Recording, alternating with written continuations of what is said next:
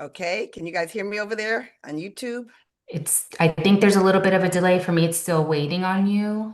Oh, Okay, it looks like you started. okay. Yes. Awesome. Hello, everyone from Louisiana. I love it. I love the chat. You guys know I love the chat. So everybody just say something. You guys know how this goes. We've been in the Zoom world since 2020.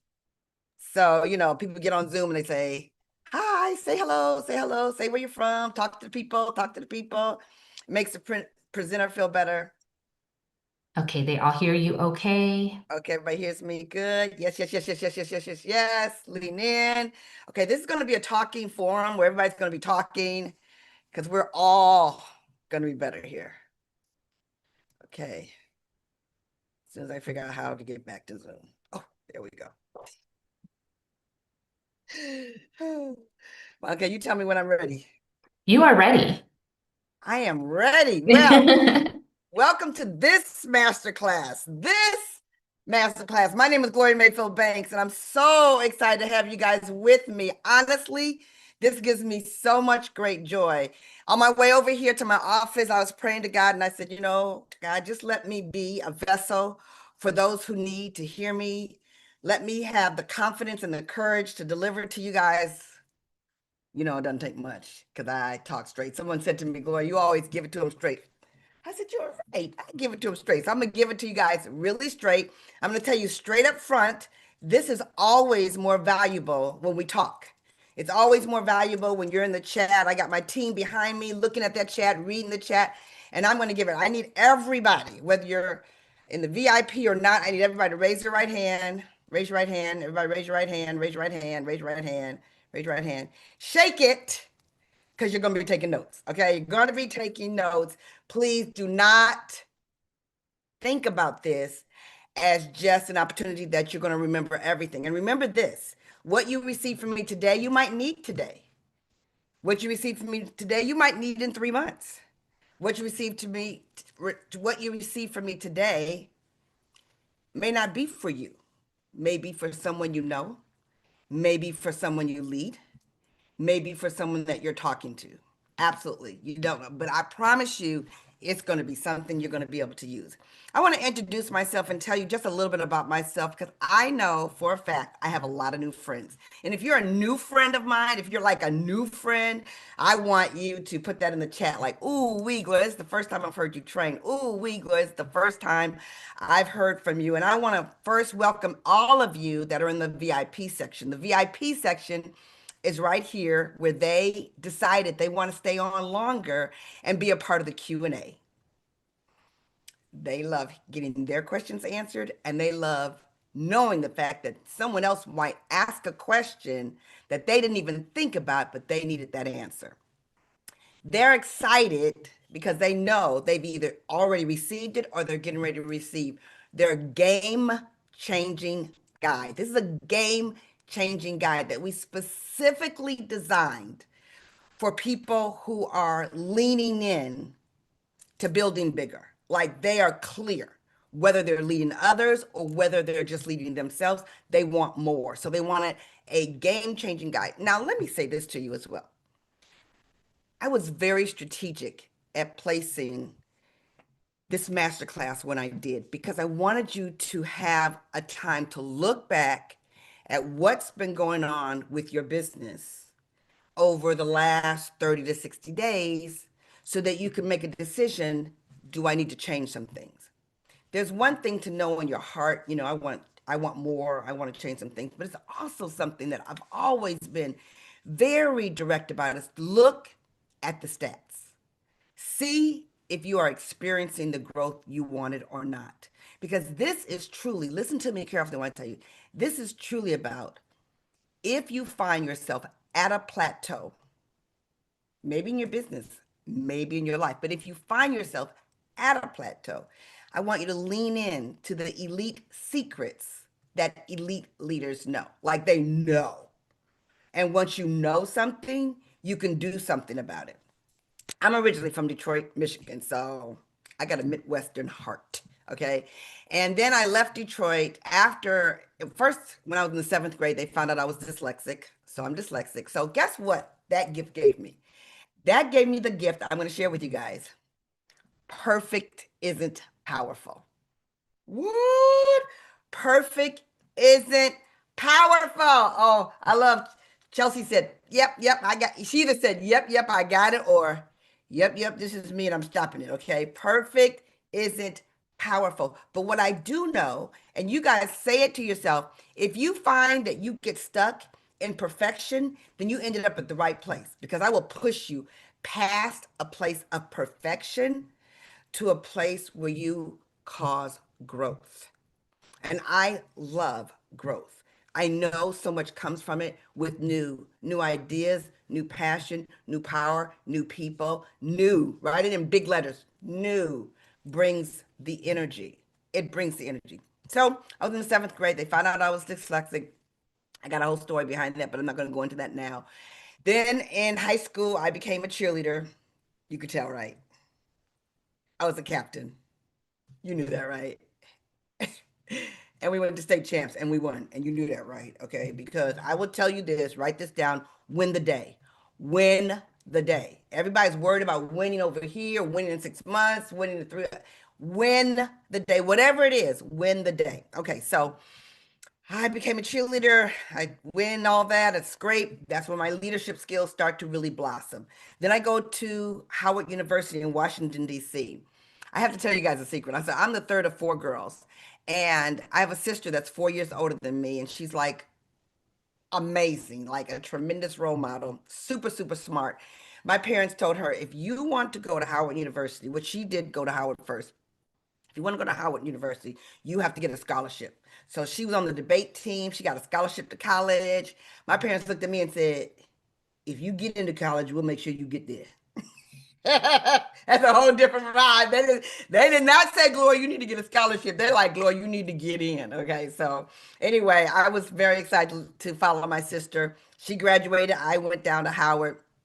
I left Howard and then went to work for Polaroid Corporation in Boston, whole new city. That's why I always love dealing with women who say, I've never done it before. I could care less. This is new to me. I could care less. I believe that everything we've ever done in life, we've always done it at least once, like you've never done it before. You went to kindergarten, you never did that before. You started walking, you never did that before. You made Thanksgiving dinner, you never did that before. Everything we've ever done in life, we've never done it before. So I moved to Boston, worked for Polaroid, and they see my leadership skills. I'm a manufacturing supervisor. I know. But I work from 3 o'clock in the evening till 11 o'clock at night, manufacturing film. I did that for 2 years and then went to Harvard Business School. Now, my sister that went to Howard also went to Harvard. So we're the only two African American sisters that have graduated from Harvard Business School that we know of. And so I went there, did well. I'm the fourth. I got to tell you this. I have an older sister who's a writer. Still lives in Detroit. My sister Amy lives in Chicago. That Pam, then Amy, then Wendy. Wendy is in the United States Hall of Fame for gymnastics. So if you see me on Instagram, and if you haven't been watching me on Instagram, I'm gonna kill you. Okay, so you'll see my sister, and she does this whole great thing of taking children to the Olympics. I mean, she's been amazing. And anyway, I just want to give you that background because I'm really proud of all of us and very excited. And I go to Harvard. I graduated from Harvard. I start selling. This is where sales comes in. Although, really, when I was in high school, I used to sell pizzas. I was so good at selling pizza, y'all. They would call me and say, I just want a pizza. Like, oh no, you want two pizzas because leftover pizza tastes the best. They used to watch me like, how is she selling so much, girl? I wish I had been on commission then. I wish I had been on commission then. I would have been selling people 4 and 5 pizzas, but I didn't know that time. So that's where sales started. Then I leave Harvard and I start selling computers for IBM. I do that for a couple of years, and then I leave IBM and I become a marketing manager for Stratus Computers Market. That's where strategic planning came in. That's when I became superlative at strategy. So I am a success strategist. I know I'm a success strategist, and that's why I'm going to bring you guys today. But I went from there, and then my girlfriend, who used to do admissions for Harvard, called me, and she was leaving, and she wanted to know if I wanted the job. I had no thought, number one, of doing something like that. But she asked me to come over, and I came over, and it fit my life. My kids were small, and I was traveling a lot, so that would fit my life. I could have lighter summers, and did admissions for Harvard Business School. Traveled a lot. That's where my travel started. I started doing that, but in that movement, I started my own business with Mary Kay Cosmetics, and I became an entrepreneur. I want you guys to hear me when I tell you I had no plans of being an entrepreneur.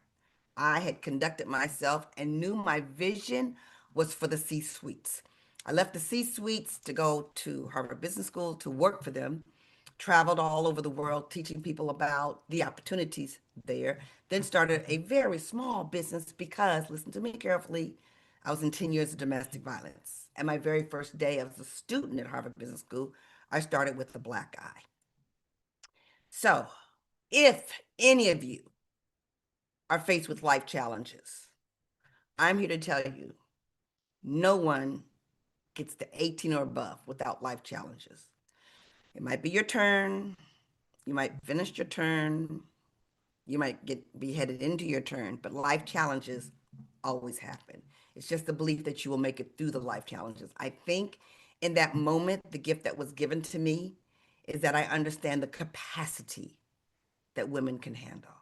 We have a much larger capacity than we believe that we have. And, when I talk to you guys and you tell me your stories, I love hearing your stories because it tells me about your capacity. So, one of the things I'm really good at is reminding women about their capacity because listen to me carefully, we get into a habit of telling ourselves that we can't. We get into the habit of thinking small. We get a habit called the comfort zone, and there's no comfort in the comfort zone. And I know I am talking to some big leaders, and I know that I am talking right now to some people who are emerging leaders. I get that. But I just want you to know that no matter where you are on your timeline, there's more capacity inside of you. I start out small, wanting to make an extra $200 a week to keep my kids in daycare. They were 13 months apart. I'm going through a divorce. I'm building a business. I leave my full-time job. I build a business. I build it all the way to the top of the company. There are 3.5 million women in the company. I'm number one. We're in over 40 countries. I build in eight. I'm number one for over 6 years. I break all kind of records. And then I graduate from that career into this career where I honestly get to take ambitious leaders to a higher level. I'm telling you, I have been called so clearly to take people from ordinary to extraordinary. I am so clear that I am here to elevate teams' performances by elevating the leaders. So let's get into it. Oh, I forgot to tell you this part. I'm married. Went through a divorce. Yes, I did. But then I got married. Yes, I did. This September, I will celebrate 30 years of marriage. He brought two kids. I brought two kids. We share four kids, five grandkids. It's an exciting time. It's a very, very exciting time. So I'm interested in your shift. I'm interested in your shift. Again, if VIP is something you are like, Gloria, I missed that memo. I'm a VIP. I should be in VIP. I should be able to ask you questions after this. I should be able to get the game changing guide after this. I want to be with you for 3 months after this in the super bad community. I want the extra training because I love to absorb. Because honestly, when you're a leader and you absorb more, you give more. You can't give what you don't have. And there's 3 extra training modules that come if you choose to upgrade to a VIP. So I just want to let you know right now, if you're on my free MasterCard, love you. And if you decide to be a VIP, you can still upgrade to VIP right now as well. Okay, here we go. Okay, everyone knows. Well, if you don't know, let me just share about. Gloria is not perfect, and she don't have no problem being perfect. Number one. Number two, I'm going to work these slides, and I need you all to pray for me right now because every time I go into sharing, in the past, there's been some fun times, but this time we're not going to have any fun times. We're going to go right into it. Number three, I want to let you know that I can see a lot of your faces. So if you look bored, I can see it. Hello. And if you're energetic, I can see it. Oh, Elizabeth, thank you so much. She's like excited. Let me sit up. Let me sit up because she can see me laying out like that. Let me just sit up and pay attention. Because you know what you put out, you get back. Right? So you put out energy, you get back energy. You put out judging other people, people are going to judge you. You say nice things about other people, they're going to say nice things about you. Remember, what you say comes true. Words are powerful. So here we go with the share. Okay, so Monica, I just need to make sure that, do I need to go over to YouTube and share as well? No, you Okay, only need to worry about Zoom. all righty. Here we go. Why strong teams still plateau? Why strong teams still plateau? And what elite sales leaders do differently to scale? Now, here's what I know, living in this world of Zooms that we've lived in for the last, 6 years? You can screenshot, however that makes you happy. But what I know for sure is when you write even cryptic notes, it really does, you guys. You've heard this before. It goes up through your arms, into your brain, and it stays with you. So I'm excited to be someone who's going to pour into you today. And I want you to know that when you put comments like, I can identify with this, or this was me, or I'm getting you now, Gloria, it feeds other people's ability to listen and hear as well. Okay, let's see. How does this gotta go up? Here we go. Okay, strong teams don't stall. Leadership models do. This is so important for you guys to get. Most plateaus aren't people problems, and a lot of leaders think that they're people problem, but this outdated leadership approaches being applied to more people. Let me see if I can see this better. Hold on. Okay. To a more complex thing. So you have to shift from doing more to leading differently. Let me give you an example here that I think some of you can relate. Have you ever been in that place where you just keep going and you just keep doing more and you become exhausted, but you don't see different results and you just keep doing more? And I'm here to tell you, so many people, I call it the hamster wheel, because they keep doing more and they think they're going someplace when they really are not. So I really want you to lean in and look at yourself and see, is it me that I need to change? What about my leadership can be different? Now, let me say this to you as well. Because I do a lot of one-on-one coaching with amazing women, it has nothing to do with your ability or your intelligence. It has a lot to do with seeing the truth and doing something about it, especially when it means you have to do something you don't feel like doing, especially when it comes to that. So I'm just here to tell you that when you discover out loud what you need to do and you resisted doing, or you were afraid to do, or you just didn't feel like doing, it's keeping you stuck where you know you need to go. So here's some points I want you to know. All leadership models have an expiration date. And you know, I'm looking at my notes, so I don't really like hide the fact that I look at notes. So I tell you that because it's my preparation. So you need to know that you want to build momentum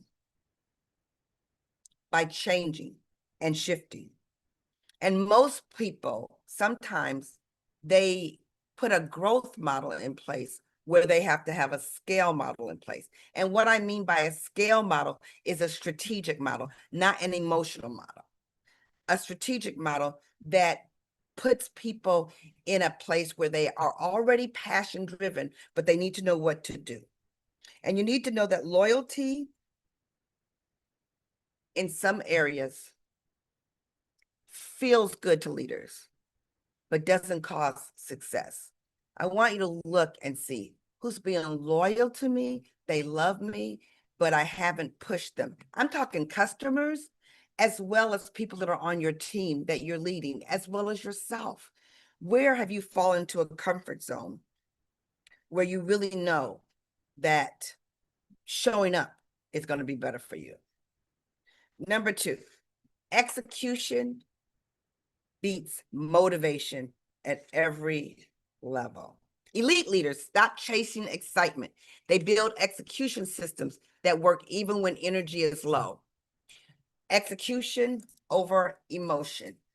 You guys, that's why I talk so heavily about tracking. That's why I cause women to take a look at what they're doing versus what they're thinking. Thinking is important, and we're going to talk about that for sure. But I really want to ask you to look at, what are you looking at? What are you seeing? What do you obviously know? It can't always be clap, clap, clap, you're doing good. Here's what I have found lately, and I want you to identify with this. There's so many leaders that will lean into their people's passion and excitement, and then make them feel comfortable with it by saying things like, I'm so glad you're excited. That's really great. Well, just do this, when they know they really need to do this, and they're afraid to break up that system of making people feel comfortable. But those of you who have led big teams before, go ahead and put it in the chat. When you talk to a person who's excited, but you've also shifted their strategy, and you see the explosion in their results and how powerful they feel about the fact that you told them what to do. Okay, so yesterday I was coaching with a person who truly wants more. And as I was looking at her, I was like, influence is important, and your look needs to be elevated. And I said to her, and we need to elevate immediately. Now, I don't know what other people have told her, but after we were talking, she went on to tell me how her son told her the same thing. So here's what I want to tell you. She's excited to move forward, but without me feeding into, okay, feel safe, you're looking great. No, you can look better, and I need you to do so and so and so and so, because you need to elevate your influence. Because you guys, with her energy had to be uplifted, and she needs to walk into the room and own it. And part of that walking into the room and owning it is, what are you going to do to elevate your energy through the implementation of things that need to change? Are you guys with me? Execution. She went right to the hairdresser. She got a new look. Let's not sugarcoat it. A new look will give you new energy. You can't give what you don't possess. So her energy will allow her to give energy. And you do know people love energy. And you know, if you don't know, I hope you're working with me to understand, energy is not defined by personality. I know I'm loud. I'm loud. I give energy. Let me just see something. I know that I can do this. Let me see something. Oh, this is so good. I get to show myself. I know I'm loud. I know I give energy, but I also know some leaders that are very quiet and very powerful. They they look differently, they act differently, but what we all know, what all elite leaders know, is that our energy matters, and a priority on it matters. Okay, so that's it's really important that you get that, and that you work on that piece of it. Okay, all right, let's see here. I'm gonna go back over here to the slides, and I'm gonna put this down. Beep. And I'm gonna go to number 3. If you're still the engine, you're the bottleneck. If you're still the number one component on your team doing everything, you're the bottleneck. Or if you're always far and away the most producer, that's a problem. Okay, strong leaders often overfunction. Elite leaders design teams that run without them. Scaling requires ownership transfer, not control. Right there. That's it, right there. Scaling requires ownership transfer, not control. Okay, so if you know that you're not getting the results from your team that you know you can, I'm telling you, you are hugging them more than you are pushing them. Meaning the hug is the control. The hug is being unhappy if they don't do what you ask them to do. The hug is, um, taking ownership on what you said to them versus transfer to them. I used to say this all the time. A true sign of a leader is how her team responds in her absence. That's why you're able to vacation. That's why you're able to step away. That's why you're able to do something extremely different. You guys, it is very powerful to be able to step away, to transfer ownership to people by letting them know that the results matter, not just to them, but to the team. Here's the thing, and I've explained this to some people, and some people just refuse to get this. And I want to make sure that you guys don't get stuck here. Wait, let me go over here. Okay. Oh, okay, I love it. Okay. I want you to get this. Really get this. People love to do more for the team than they will do for themselves. A lot of leaders will talk to individuals, as you should, but they're so more inclined with what happens with the individual versus what happens with the team without understanding that the individual is happier when she or he can make an impact on the team. For those of you who watch me, and if you're not watching me, I'm going to kill you. For those of you who watch me, know I love sports. I love that we're able to create an environment because of a coach. To me, just watching different forms of leadership help you become a different leader. And so when I watch how coaches have different personalities, different people on their team, different strategies, different leaders under them, how they work with them, how they think, what they do, they are always transferring ownership over and over and over again. So here's what I want you to know. Overfunctioning looks like leadership, but it prevents scaling. I want you guys to take notes, okay? People that depend on you feels like leadership, but it kills growth. They don't need to depend on you. They need to understand what they get from you so that they can give it to themselves. And scaling requires transfer, not more effort. And so when you tell people you believe in them, when you tell them at the very beginning that you're going to be amazing if you step onto the plate. I always tell people, I know I can help you become great, but I don't know what part you're going to bring. So if you bring your piece and I bring my piece together, there will be an explosion. Okay. Clarity is a leadership skill, not a personality trait.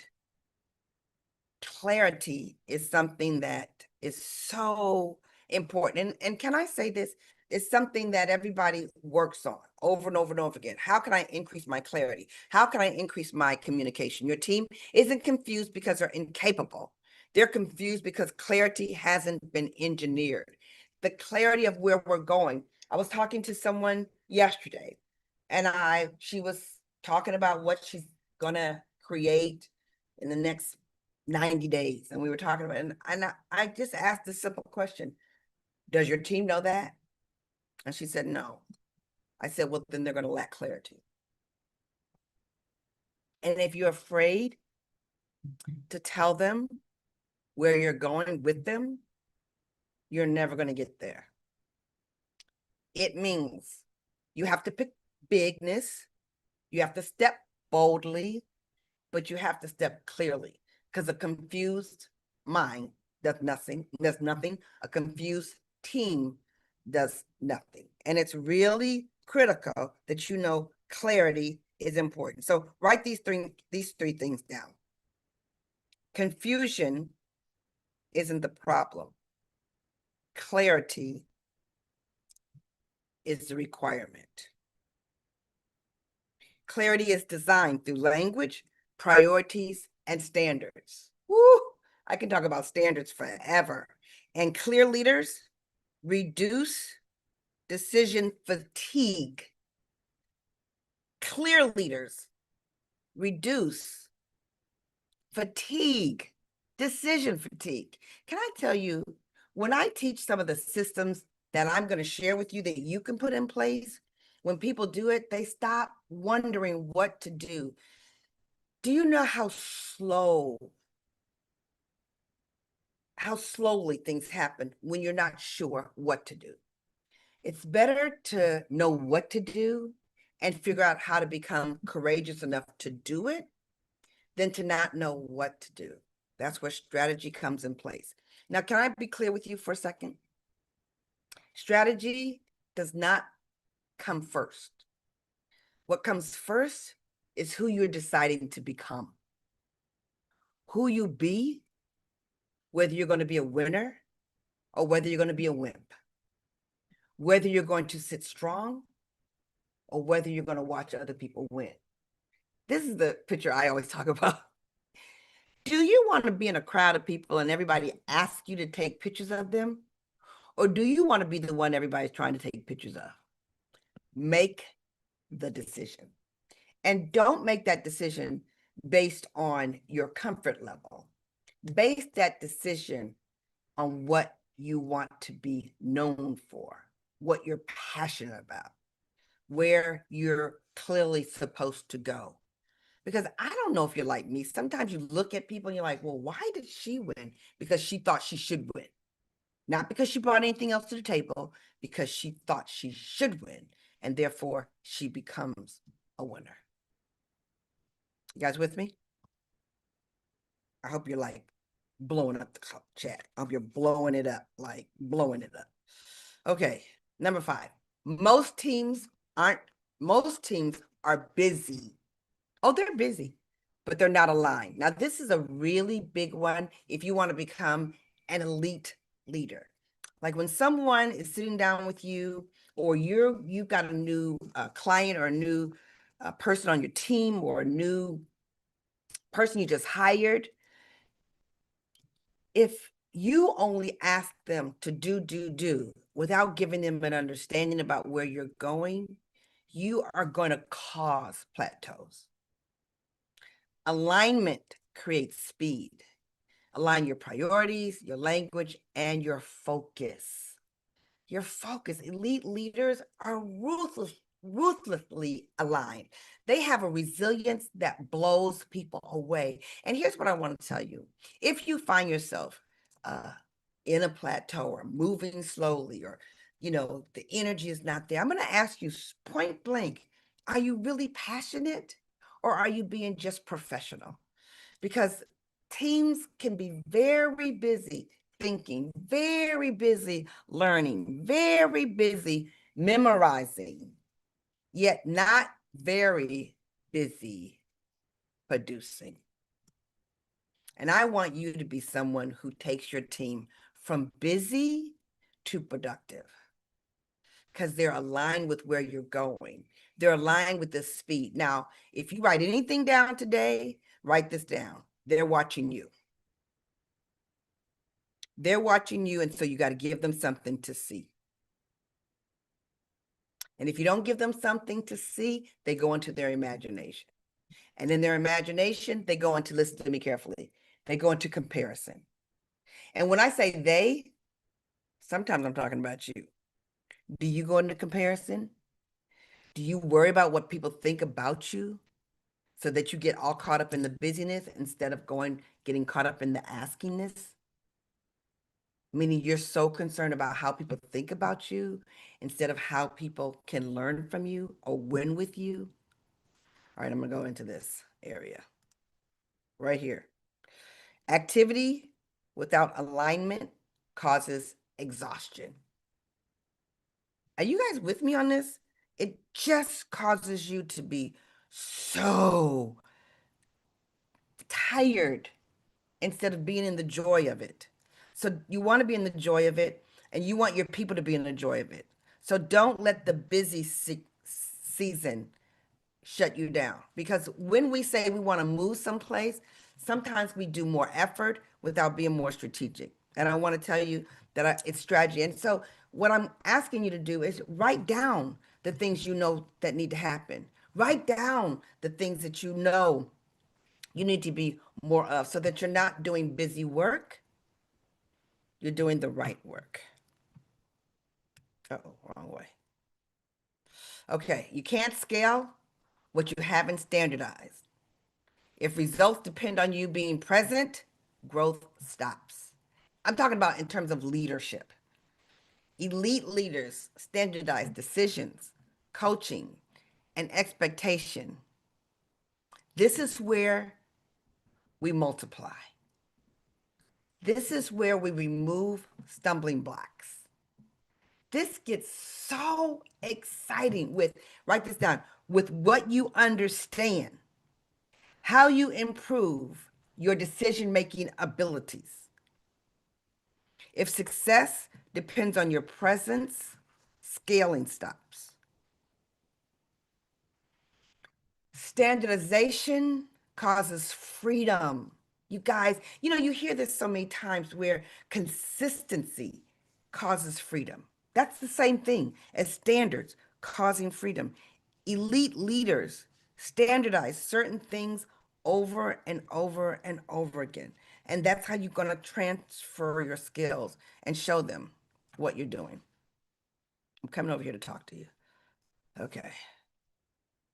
I want to make sure that you guys get this so intently that you don't lose it because you can't scale what you haven't standardized. Now, here's what I want to ask you. Every time you feel like you're at a plateau, do you immediately go into creating some new idea? Or do you first check to see if the idea you came up with is working? Because it could be a bad idea. And I've done like so many bad ideas, but I've also been able to identify, oh, this works great. And when people say I'm going to do something different, I'm like, no, no, no, no, nope. We're going to stay right in this plan. I'm going to ask you to do this. I'm going to remind you who you are. Write that down. Remind people who they are. Remind yourself how strong you are before you change from doing what you don't feel like doing or what feels uncomfortable to causing them to become comfortable at doing what is once hard. Because everything that's hard eventually becomes easy when you do it over and over and over again. I can tell you stories after stories after stories of people telling me, I can't do it, Gloria. I can't do it. I can't do it. How do you do it, Gloria? How do you do it? I mean, I'm talking amazing women. I'm talking women who have done amazing things, raised families, gone through super challenging, overcome crazy illnesses, have moved from one city to another city, from one state to another state.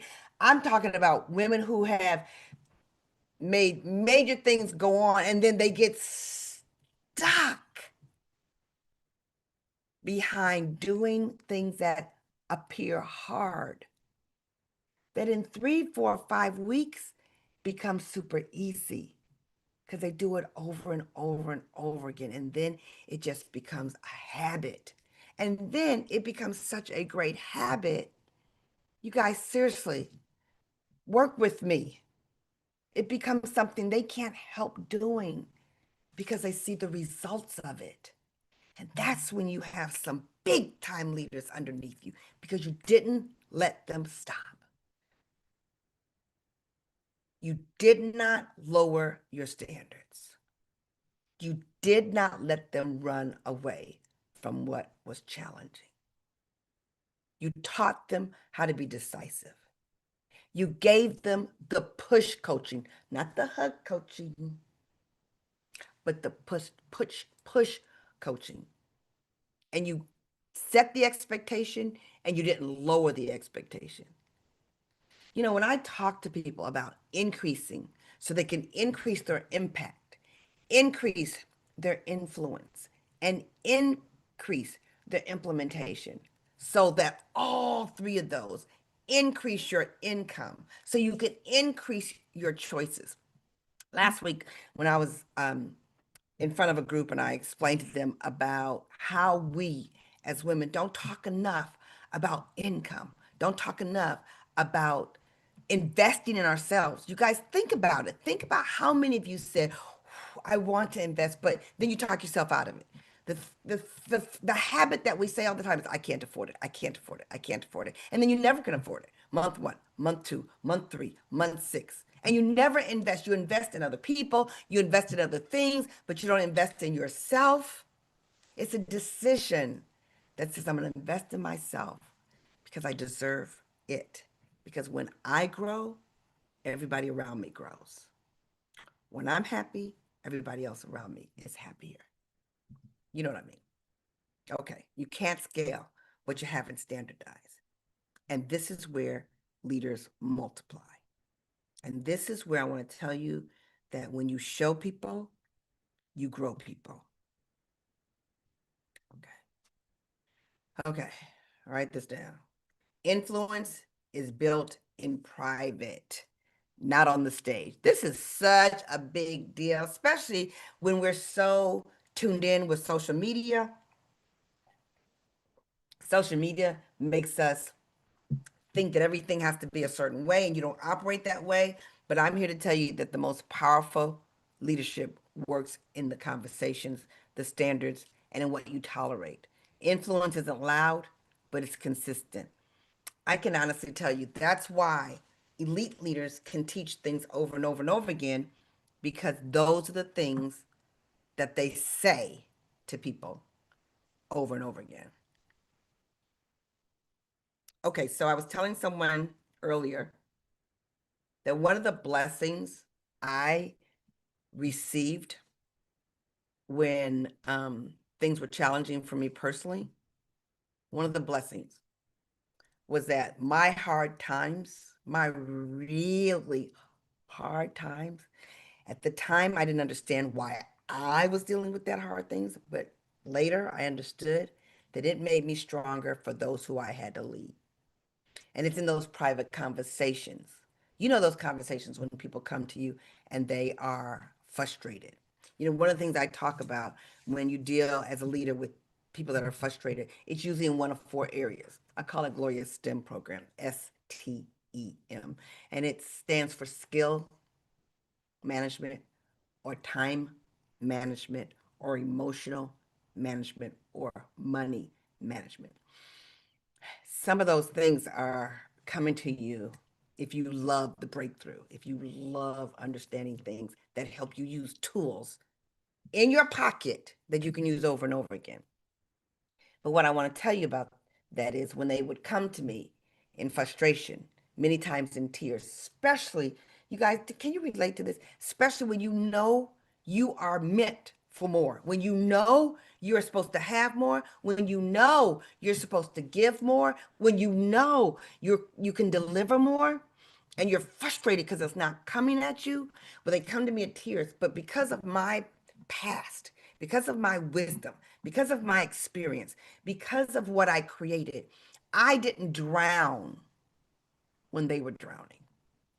I could stand strong and I could stay in my decisiveness, in my standards, in my tolerance, and say, this is what has to happen because I knew that although things were challenging for them in that moment, it wasn't going to stay that way forever.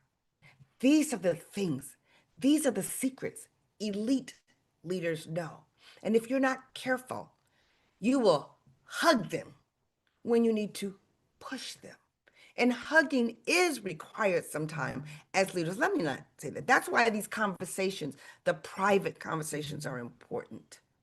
But also, how you conduct those conversations, how you start it and how you navigate it and how you end it is important. That's why in the VIP and in the Q&As that I do on a monthly basis, we learn so much from each other, so much from each other, and that's what causes the shift.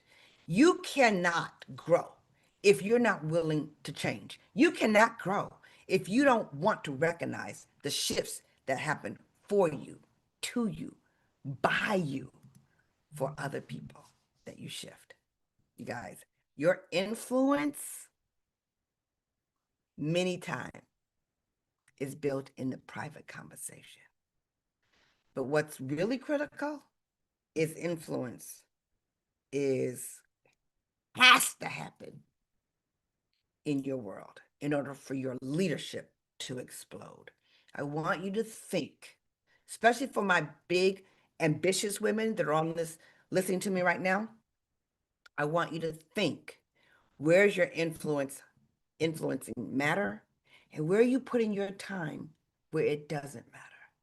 I want you to be extremely clear about that. Let me fix that real quick. Okay, here we go. Uh-oh. Number 8, leadership at scale. Leadership at scale requires emotional mastery. At higher levels, feeling derailed faster. Decisions cost more. Energy matters. Elite leaders manage their inner game first. Okay, here's where we really, really shine as leaders. And here's what I want to tell you. I'm looking at some of your names, especially those of you that are in the VIP. I'm remembering some of the stories that you've told me. I remember some of the conversations I've had with some amazing leaders that I helped develop. And I want to tell you, number one, they understand how costly emotions are. Emotions are expensive. Underline it, underline it, put circles around it, put stars over it, because emotions are expensive. Emotional leaks cost more at higher levels. So the bigger your team, the bigger the cost when you get emotionally misaligned. I remember when a woman that was under my leadership was calling me and she was telling me everything I needed to shift, everything I needed to do different, everything that my meeting needed to be changed. And I listened to her. I know I listened to her for over an hour. I know I did. I listened. Now, here's what I want to tell you something. Listening was important because they need to be heard. But if you shift from listening to deleting your confidence because of their ideas, you've cost everyone else that you've built to question what they're doing or their leadership with you. So you have to take other people's information. Number one, where's their information coming from? Number two, are they someone that you need to exchange places with? Because if you're not willing to exchange places with them, you need to be careful if you're going to take advice from them. And that does not mean that I don't take advice from people who have not ever gone where I've gone, because sometimes they bring fresh eyes and fresh ideas, and I'm super ready to listen to them. But I'm going to tell you, you have to know your inner discipline delivers outward results.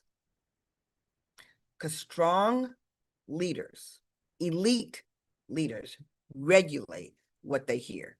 They regulate when they change.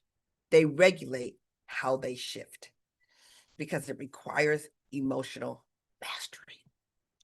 I'm telling you, the bigger your team, the bigger your client base, the bigger the requirements, the stronger you are, the more people lean in, because they know you can handle things. And so I'm here to give you a secret that's in some of my training that you can get if you're on the VIP part, or if you're in the breakthrough. That's really powerful, because sometimes people will give you their challenges because they've seen you master challenges. But the other side of it is you got to decide, am I going to carry your luggage for you? Like, is this some information that you're supposed to give to your mother, your sister, your best friend? Do you want me to see you as your problem, or do you want me to see you as your possibility?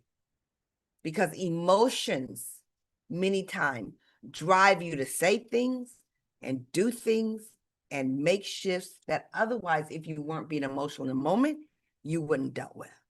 So just understand that if you're choosing to be an elite leader, you're choosing to master your emotions, and you're choosing to help other people master theirs as well.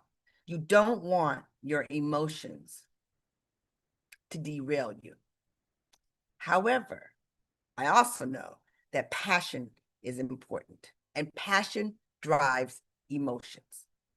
Passion, listen to me carefully, passion and excitement about what you're doing, about what you're learning, about where you're going, quiets all the noise that has stopped you in the past. Passion will erase fear. Oh, I got to tell you this right now. If you have a clean sheet of paper, write this down. Everything you do, everything falls into two categories when you narrow it down: fear or love.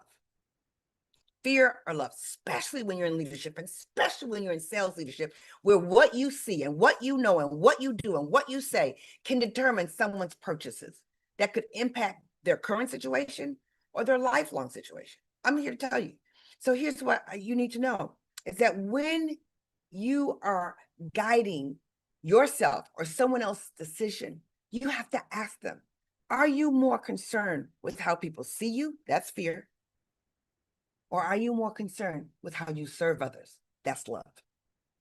You guys clock this one over and over and over again. Is it fear or is it love? Because it matters.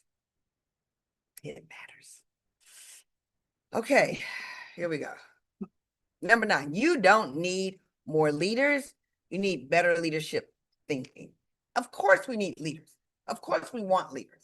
But if you continue to just look for leaders without transferring the control, without transferring the way people think, transformation happens in the way they think. And therefore, the way they think will manage the things they do. Promoting people too fast doesn't fix plateaus. This is the difference between growth and churn, meaning something that happens all the time, over and over. Oh, listen to me. You guys, I am like being very animated over here, and you're not seeing me. So, growth or churn? Growth or churn? Now, of course, we're going to have a pattern of that, right? But if all you do is look at leaders, you can be a leader, you can be a leader, you can be a leader, instead of building leaders, instead of building people, instead of setting the expectation and setting the standards for them to step into, causing it for yourself. Like when you take on a new position, when you take on a new industry, when you take on a new field, you need to tell the leader, I want to learn. And don't hold back. I remember starting and new, and I was like, I do not have the time for you to sugarcoat what I need to know. I need you to give it to me hard and fast. I'm choosing to be thick-skinned.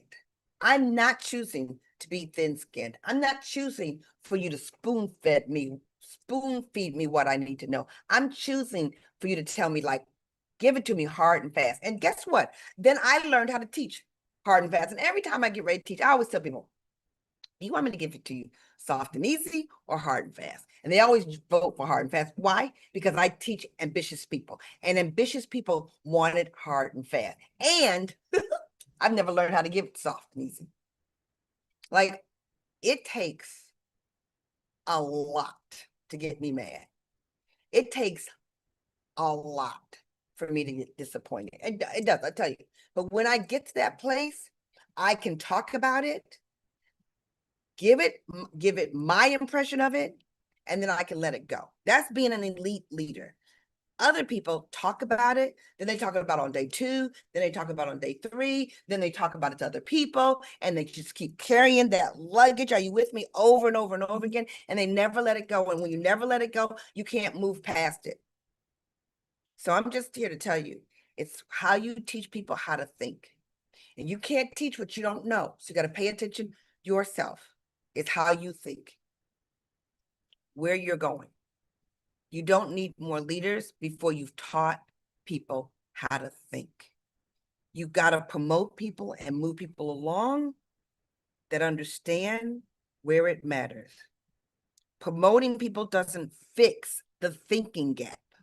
The thinking gap fixes people. Task don't scale. Thinking scales.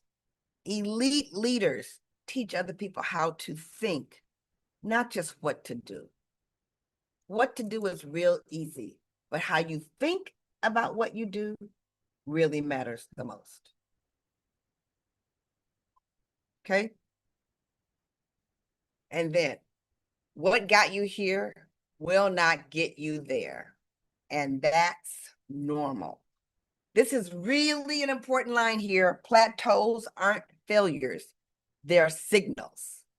Next level equals a new framework, equals new standards. Let's go here where all of us can relate. Let's just go at this place where everybody can relate, which is new relationships. Guess what? Relationships are personal, but they're also professional. Relationships. We all have been in either personal or professional relationships when we realize this is not good. Like, this isn't good. And I've got to change some things. I've plateaued in this relationship. I plateaued, they plateaued, he plateaued, there's a plateau, there's a problem. And I need a new level of me, a new level from them. They can't give me a new level, so I need to change. I want to tell you this. Plateaus are loud if you pay attention. If you don't pay attention, you don't recognize it because you don't want to see it. Experience stops being enough at a higher level. Did you get that? Experience stops being enough, meaning you have to look at the situation and shift because you need a new framework. And that's why it matters what framework you're working in order to upgrade a framework.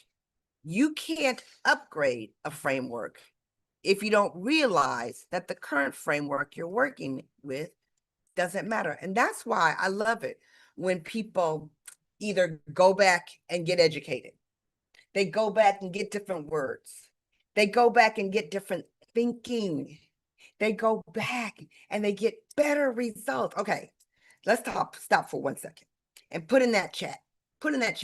I want you to think for a second and be real transparent, because when I work with people and I tell them the group you hang around matters.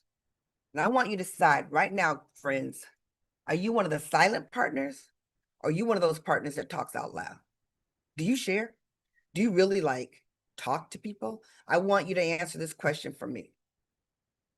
What did you used to do that you keep doing, thinking that's going to take you where you want to go? What are the things?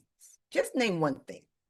Help other people. Like, if you start talking, really put in that shit. You know what I always do? Expecting different results. Like, for instance, me. I am working with a coach in terms of personal training. Some of you see me work out like crazy. I got a big birthday coming up, and the way I work out matters. So first I'm thinking the way I work out matters, but she's changed the framework. So then the framework was the way I eat matters while I'm working out. Then the other day, she changed the framework again. And she told me the number one thing I need to focus on, the number one thing I need to focus on is my sleep.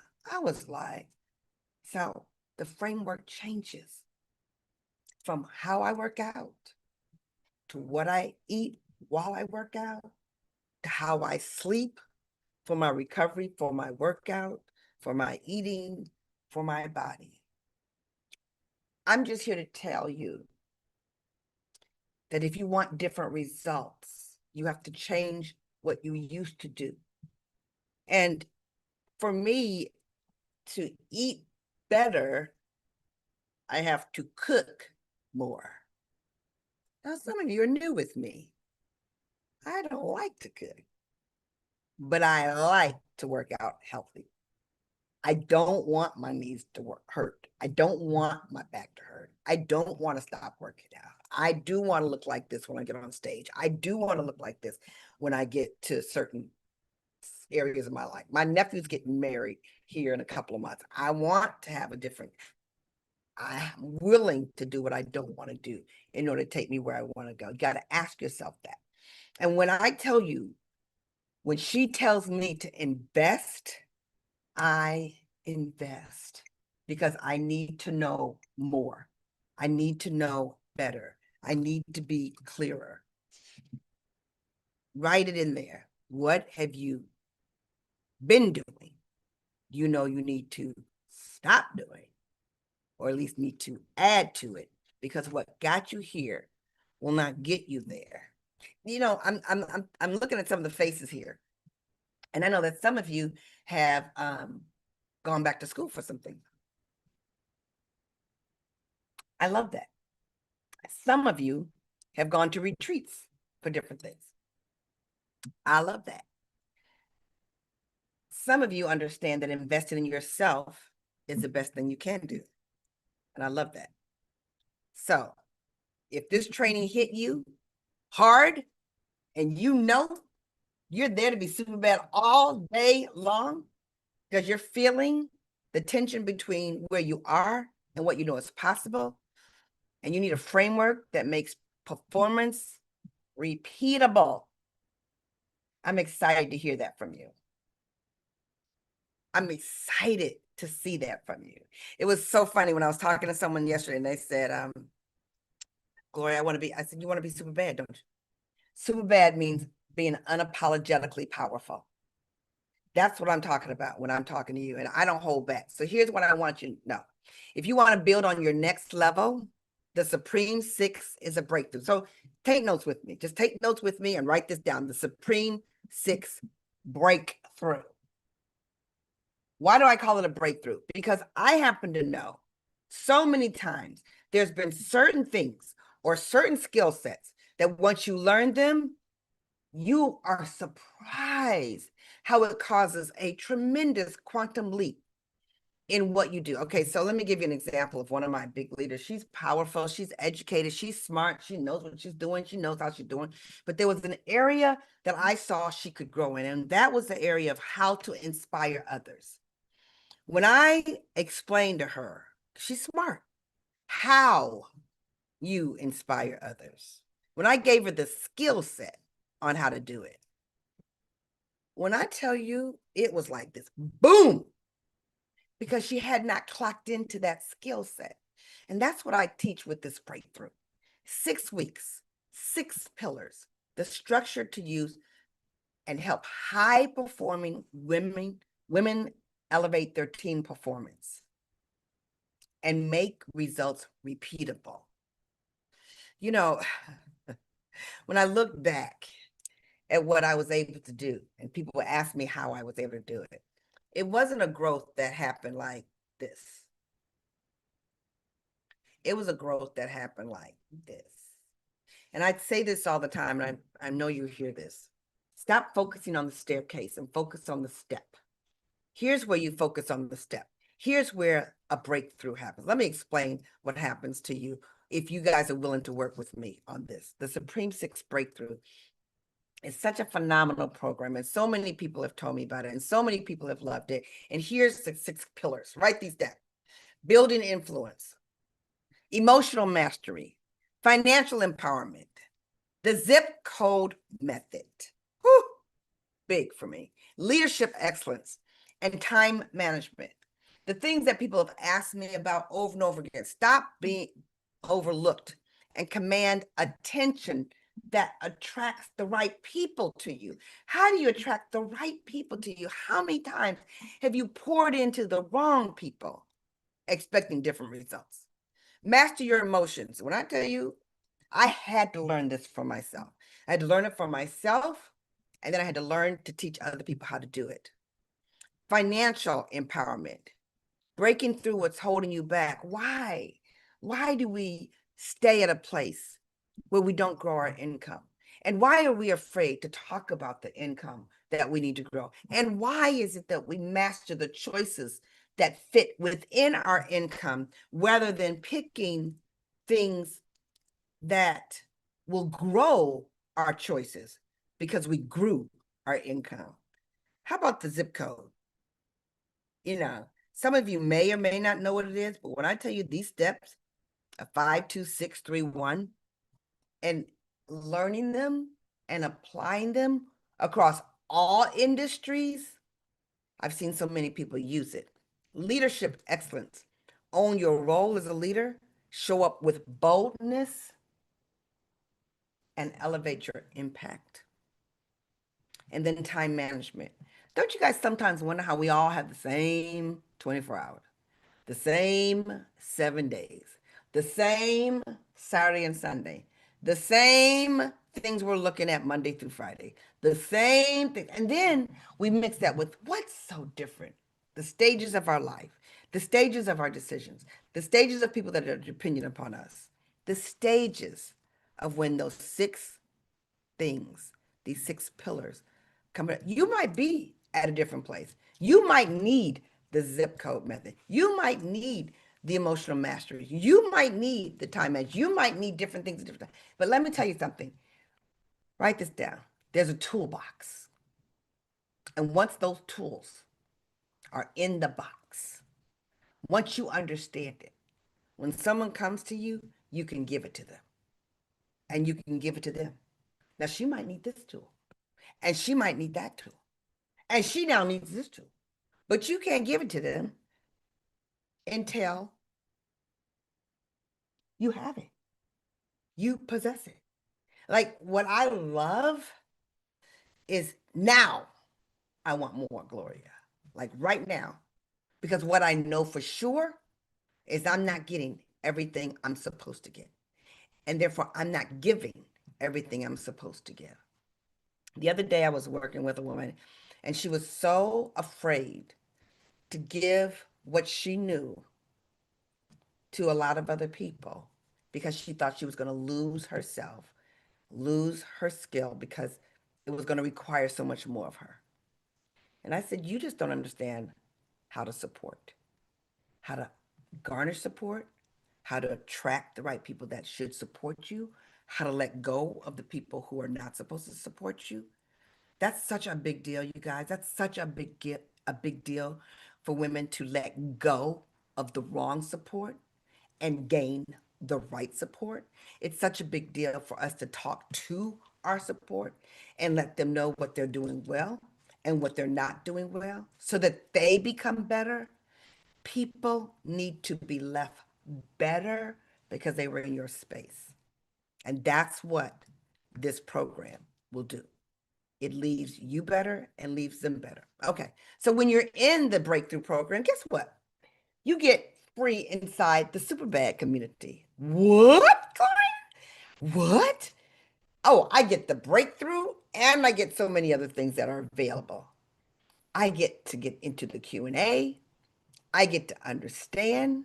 Look how you get guided through because you know how you've gone through courses and they you don't understand how they work. When I tell you, we have worked on this and we have got it to such a space where you're going to love being there, love listening, love the replay, love the exercises, love the workbooks that come with each pillar. Go ahead, write it on a sheet of paper. Go ahead, say, shut up, Gloria. Shut up. Yeah, shut up because of what you get. Look at these thoughts. These are people who've been in the breakthrough. You've opened my eyes to things I hadn't realized in 16 years of being in business. I'm finally thinking differently about my finances and building stability with my confidence. Cheryl says this session hit home. I spent too much time working quietly. Ooh, ooh. Now I'm speaking up. I'm being seen. I'm sharing my story. I know it's going to grow my business. And it did. You hit the hammer on the nail, Gloria. So many nuggets in this season. I'm mastering emotional management, especially now that I lead other women. You guys, This training changed my business 14 years ago.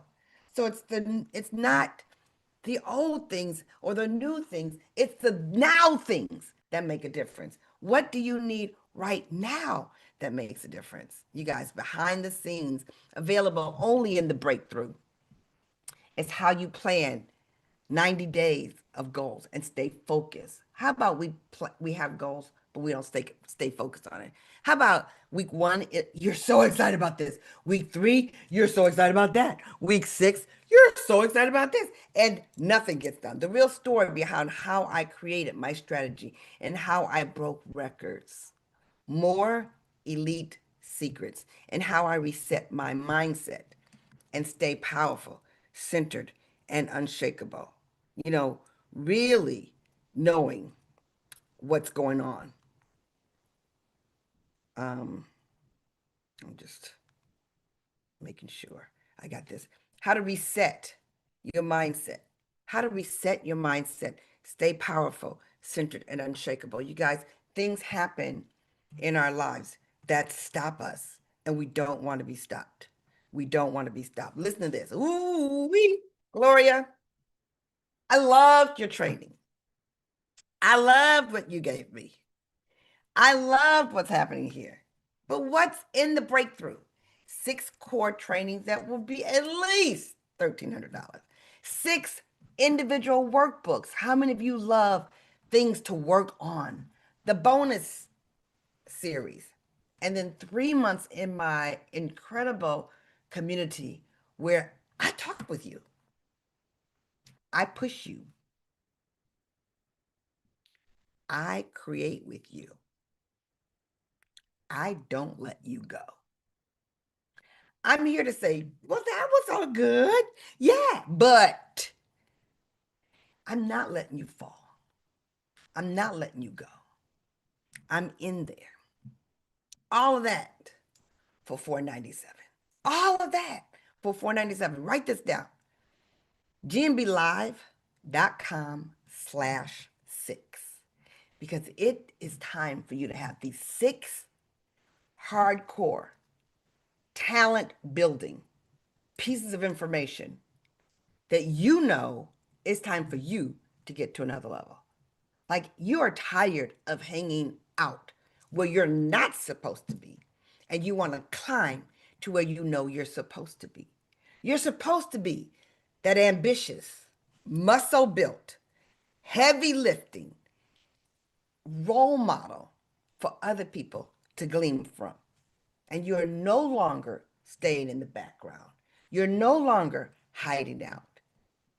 You're not meant to shave yourself off. You guys know what I'm talking about. You get less and less and less of yourself versus building, building, and building more of yourself. I'm not letting you go. I'm not letting you go. I want you to raise your right hand. Go ahead, raise your right hand and say to yourself, take your hand. Oh, wait. Look, you got to laugh at yourself. I'm like telling y'all what to do and you can't see me. Raise your hand like this. Raise your hand and put your hand over your heart and say, I'm worth it. I'm worth it. Because if I don't consider myself worth it, how can I tell other people that they're worth more? I'm worth it. It's my time. I've loved this training. I like Glorious Energy. Am I for everybody? I am not for everybody. Am I for you? That's for you to decide. And if I am for you, you need to come with me. You need to come with me and be in the Supreme Six. Listen to this. The Masterclass bonus, your private coaching circle. 3 months inside Superbad. It's on me. It's my private coaching circle for ambitious women who are serious about growth and their next level that we know they're capable of. Look at that. Look at all that. Come on now. Come on. I don't care where you are. Mobile, laptop, in your face, in your space. I am working with you. Look at this, the community chat. I'm talking to these people. I'm answering their questions. I'm giving them the pressure. I'm giving them the hug plus the push, the hug plus the push, the hug plus the push. You can message me directly. I'm present. I respond. In this room that pulls you up and supports you in your ambition. I mean, that alone, being around the right people, being in the right community, not being lonely, not convincing yourself, I should be able to do this by myself. No, man, we hear it all the time. Who you hang around matters. Period. End of conversation. The live Q&A. Woo, where we go deep. I know. Write down this word. Deep. Deep. I'm talking right to the mic. Deep. Where we go deep. There's something really magical when you cause yourself to show up with the Q&A, to ask the questions, and to get the advice. But here's the magic of the Q&A, you guys. Let's just be clear. It's not necessarily what you ask. It's what somebody else asked that you didn't know you were thinking. They open up your mind, open up your vision, and open up your girlfriends. That you get to see other people thrive because of what you're doing. And when you see other people thrive because of what you're doing, it gives you the courage to do more. And when you do more, first you be more. Because who you're around creates the vision for yourself.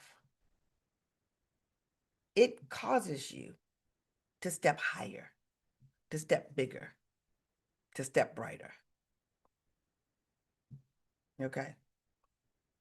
The zip code, the tracking session. And look, you can go back and watch it over and over and over again. Do you know how many times I used to listen to things over and over and over again so that it went from my head into my heart to my mouth? From my head to my heart to my mouth. I could say it. I could say it with boldness. Inside, you get the guide to the right place to start your zip code. And you're going to be able to unlock the powerful leadership lessons. And, when people say, well, Gloria, what's the zip code? It is the consistency of doing the things that you know you should do, that you may have stepped away from doing, that once you do it consistently on a short period of time, you see stupid, massive results. Write down that word, stupid, massive results. I like that word because it goes beyond what you can see. Listen to this, right in that spotlight, right here. Can I just say how grateful I am to be in this community, the way Gloria pours into us authentically, empathetically, and still holds us accountable? It's something special. I'm genuinely happy to be here, cheering alongside each of you. I accept Gloria's challenge of 5 new contacts a day and 2 new bookings a day for 21 days. No excuses, no excuses, no excuses. And whew, when I realized I've been living a little bit too comfortably lately, I'm telling you, her results are coming. It's not that it wasn't her. It was what she understood to do. Julie says, I want to publicly thank Gloria for being a blessing to me. This community has blessed me because of your relation, because of your leadership. Days I feel like a turtle poking in and out of that shell, hard, uncomfortable, as a mirror. In some days to look at, I'm so glad she's holding it up and I'm smart enough to look. Change takes courage. Change takes time. And I'm realizing change takes an incredible amount of grace. Have a super bad day. You guys, I don't know about you, but I would want to be around women like this, who are transparent, who are not afraid to tell you and those around you that you got it. Okay? So here we go. To start your super bad breakthrough, say yes to faster results, proven strategy, and immediate access to the systems and the skills that build. I mean, you've got to be a decision maker. Did I say that before? You've got to be a decision maker. You can't lay back and say, one day. You got to say today. Start today. Start week 1 unlocks immediately 6 core trainings and the workbooks and a one-time fee. You can split it, of course. Fast action bonuses, 90 days in the community, and your next live Q&A with me is on February 17th. And let me say this to you. Every time you move, you grow. More questions come. Every single time. Every time. And that's why I love the Q&A. That's why I love being in your space. That's why I love looking at you. That's why I love hearing from you. That's why I love getting to know you. And that's why I love you make different friends with different people who are in different places, and it unlocks the creativity. Because when you just stay around the same level of people doing the same thing, you don't get the creativity necessary. But when you are around different people doing different things at higher levels, and you feel like you got to run to catch up, it matters a lot. So look at this. You start your 6 week breakthrough by understanding what you get. And look at that. You can do it on your card, you can do it on your cash, you can Cash App, you can do it on Google Pay, you can do it Afterpay, you can do it Klarna, you can do it Amazon, you can do it Zip, you can do it, but the bottom line is do it. Don't forget this piece right here to claim your super bad bonus. Because that's on me. Who wants to leave anything out? I want you to think for a second. Are you worth this investment? Or are you already telling yourself, not right now? Sometimes I've said to leaders all the time, what I love is that you're smart enough to have the discipline and the hustle to do it. Someone at your back, making sure you succeed, is one of the best gifts you can give yourself. Not waiting, but moving. When I tell you, the reason I do it so well is because even though I was smart, and even though I had a reason to go beyond my comfort level, and even though I knew that I could, because I had done it so many times in so many areas of my life, if I didn't have the right role model pushing me past my place of comfort, I wouldn't have done it. You see, when someone said, Gloria, go build internationally, I said, build internationally. Like with people who speak a different language, and I could hardly read English. Hello? Like, hello, I'm dyslexic. But they said, you need to go. You want next level? You need to go. Did I think of that idea myself? No. Did I place myself in the right arena so I would be pushed? Yes. Did I take the investment? Many, many times it was a plane ride. Many times it was hotel rooms. Many times it was when I did not necessarily have it, but I spent it. And I'm so glad that I did, because it threw me into another arena where I knew I was going to swim, and I knew I was going to win if I placed myself there. I did not allow myself to tell myself I couldn't. I made myself see what other people saw in me. I didn't necessarily see it in myself, but I made myself see what they saw. And I'd ask them, why do you believe? Like, Gloria, why do you believe I need a breakthrough? I'm going to ask you, look back. Have you created what you know you're capable of? Like, let's say just one of these pillars is the right pillar for you. Maybe you don't need to learn in every pillar, but let's just say one pillar changes everything for you. And now you have the expertise, the toolbox to give it to other people. And you might say, oh, Gloria, well, my thing is, oh, Gloria, have you excelled yet? Or do you fall back in the same place? Remember, when you fall back in the same place, and then 3 years from now, you're still in the same place. And then 5 years from now, you're still in the same place. And now you're mad. You're mad because you didn't dive in. And you guys, you do know this. Information alone is not enough. Information plus conversation plus push matters. I'm getting ready to go into the Q&A. And I really hope my VIPs have been thinking about a question. Like, they're not in that VIP room doing like this. I wonder what everybody else is going to ask. Let me just see. They're thinking of a question to ask, because they know if they ask a question, they're going to contribute to other people's success as well as their own. And Gloria is like going to call my name, and I've got to have a question for her, because this is what makes this world go round, is how you contribute to the success of others. You guys, GMBlive.com/6, because I don't want you to miss it. I want to thank you, because I'm called to move the ambitious people from ordinary to extraordinary. I'm excited to be an international speaker, entrepreneur, and success strategist. I'm excited to be your friend. I truly am. When I look at that bottom and I think about that, I was on Good Morning America, I was in Ebony, CNBC, Fortune, CNN, Black Enterprise, Glamour. I'm like, is that me? Really? Really? But it's not that it's me. It's that it's getting ready to become you. And I'm excited about that. Oh my word. You guys, just go ahead and put your hand up in the air if this was of value to you. Just go ahead and put your hand in the air if it was of value to you, because I'm getting ready to open it up for the Q&A. Now, here's what we do, because it makes it really juicy, is it makes it powerful. If you think of questions, it doesn't matter if it's just your question or if it's someone else's question, but we're going to stay in here. If you're in the VIP room, you get to ask me a question.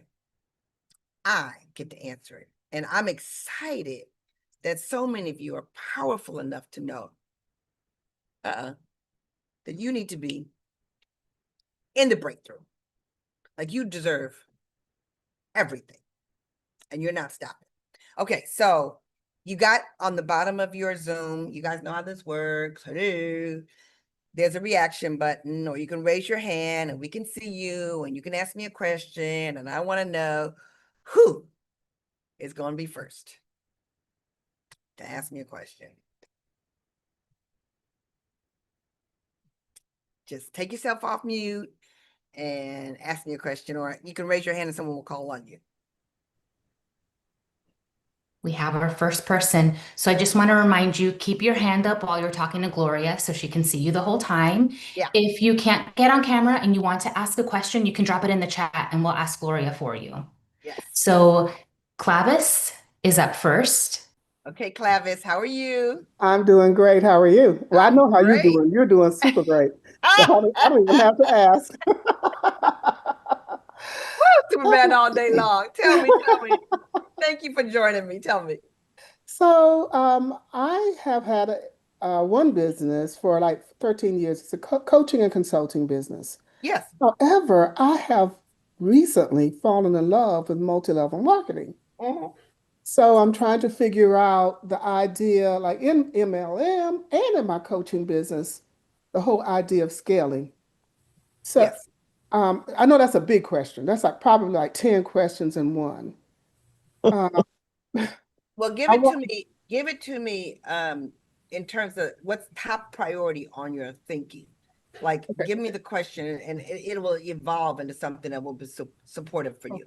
The top priority is probably in my ongoing business, Clavis Coaching. And what I do is I go in and I coach in schools and I coach leadership teams. They Mhm. have coaches in the schools also, and I support them. Yes. However, the reason for scaling is I've been doing this for a long time and I'm 65. Okay. And so walking in all the time knowing that I am the only person that delivers the knowledge, that delivers the support Mm-hmm. is getting tiresome. And I don't want to be tired of doing something that I'm passionate about. Right. Right. Okay. So So mhm. go ahead. No, you go ahead. You finish. So it comes down to what you said today. Like, what Okay. does it mean Yeah, I've got it on my. to What does standardize? it mean to what? Standardize. Standardize. Yes, absolutely. Yes. Absolutely. I'm going to ask you this. Do you have support? No, Then you definitely don't have enough support. absolutely. And Absolutely. here's what happens when you don't have support. Okay, number one, what we tend to do when we don't have support. And let me just say this. I was in Dallas speaking. It was a huge conference. And someone said to me, Gloria, when you lead people, what's the biggest challenge that they have? And one of the biggest challenges we have is that we have this big S on our chest and we don't get enough support. And the reason that we don't get enough support is we say to ourselves, I'm not making enough money to get support. When the bottom line is you get support to increase your money. And you need to know that getting support doesn't mean that you have to hire all the hours that you eventually want to have. There are so many people that are willing to do this and grow with you, and then do this Mm. and grow with you, and then do this and grow with you. Like, for instance, I used to teach women that sometimes the support they needed because I was really, am really excellent at home-based businesses. And if you have a home-based business and you have a family with young children, the first thing that happens is your house becomes a mess when you put your priorities other places. But most women can't operate in a mess. So the Right. first place you need is a housekeeper. They think the first person they need is someone to help them with their business, but the first thing you need.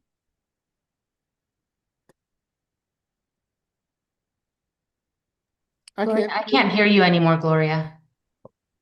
Okay, here I am. That person Okay. might need you once a month. And I mean, you might need that person once a month, and then you need that person once a week, and then you need that person multiple times. It grows like this. And you have to know it's a blessing to them. So the first thing I'm going to ask you is, when you think about expanding or getting tired of doing the things that's stealing your passion, what are the things that you have to do that you don't have to do that you can give to someone else? Because it's a blessing. So I've had people do this, like really to the detail, write down everything you're doing and see what you can give away. To the Ooh. detail, everything that you're doing that you can give away. And here's what I also want to tell you. When I talk about building that influence, sometimes the person you need to draw to you is your support. It may not be a new client. It may be the right supportive person. When I tell you, when you have the right support person who's energetic and creative, you guys stop doing all this other stuff that you don't want to do. And you're able to do things that will expand your vision, your results, and therefore your income. You do more for the joy of it Yes. versus the work of it. Yes. And you end up when you don't get the right support, you end up working and not winning. Mm-hmm. Does that make sense to you? Absolutely. Yeah. Absolutely. So I would truly look. And here's another piece of advice I want to give you. Whenever you're looking for support, tell everybody what you're looking for. Mm. Because too many of us think that we got to find that person. But really, everybody knows everybody. Everybody knows somebody. And so when you start telling people what you want and what you need, and also be open. You think you need this, but the right support person will say, well, we also need this, or I can bring you this, or I can help you do this. Are you with me? And we get Yes. locked down in what we think, and they bring an operation that opens you up. And let me just say this too. I know I got a lot of memories, but if you're 65 years old, there's so much more capacity inside of you. Yes. You definitely don't want to get tired. You Yes. definitely don't want to get tired. You want to, because I consider that chapter, girl, don't count me out. I think there's 3 chapters. There's a chapter 1, which is 20s and 30s. Like, Mm. we're trying to figure out what we're going to do. We're going to figure out which way we're going to go. We're figuring it out, figure it out. Then there's the 40s, early 50s that are like grinding.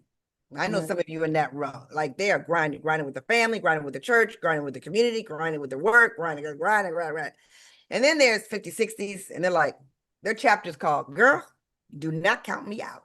I am certainly not done. And I'm certainly not going to hang around people who consider themselves done, because that makes me tired. Yes. That's why I love being in that super bad community, because you're surrounded with people who are like go time and thinking about things that are outside the box. So I'm so Mhm. glad you brought that question. Thank you so much. Thank you I so want to much. connect with Today you has so much. been a gift. Oh, I'm so Thank you. happy. Thank you for that. Thank you so much. Stay connected. Stay connected. I will. All right. Super bad, super bad. Okay, who's the next All person? right. Andrea, or Andrea, however she likes to say it, is Andrea up or next. Andrea? Which one do you like? I'm going to ask her to unmute. There she Well, is. either one is fine. Either one is fine. Okay, Either gotcha. one's fine. Okay. First, this has been an amazing session, and Thank you. I'm still going to ask the question that I had right from the very beginning, but honestly, I feel like I need to go back and kind of rethink everything that I've Okay. been doing. So my team is small, and I Okay. want it to grow. I mean, that's step number one Okay. on my goals is to grow. Okay. Um, I'm I've always kind of felt like I'm not going to spend my energy on those people that are just kind of wishy-washy about what they're doing. Is Hmm. that the wrong approach? I mean, should I try to still, motivate and inspire these people? I guess that's what I want to do. But again, I only have so much time and I want to make sure I'm putting it in the right place. Right. I love this question because so many times we don't grow because we're investing in people who are choosing not to invest in themselves. We're investing in people who are choosing not to be ambitious themselves, and we're trying to give them a level of ambition. But I will also tell you this, you will become an expert at finding out, are they ambitious and passionate, and it's not showing up because they don't know how? Or they really are not being ambitious and passionate right now. So let me give you a couple of pieces of advice. Number one, it's learning the art of asking questions.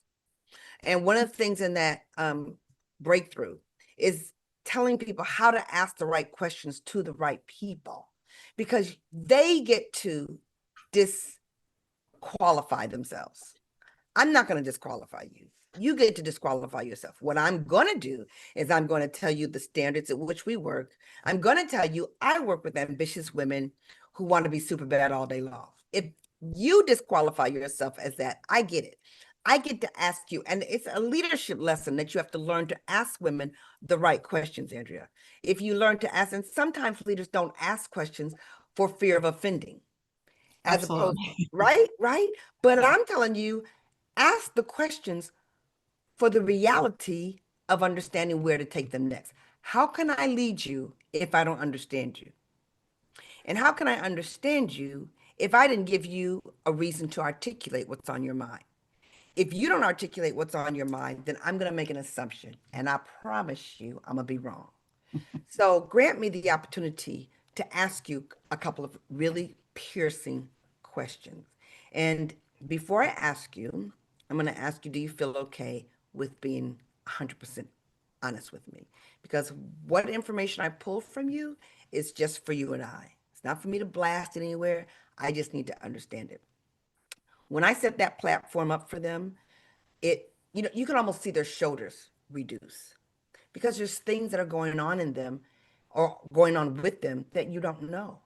Like I always tell people, when I was going through domestic violence, people didn't know. The honest to God truth is, my mother didn't know. I'm close to her. What's close to her? My sisters didn't know. I'm close to them, but they didn't know.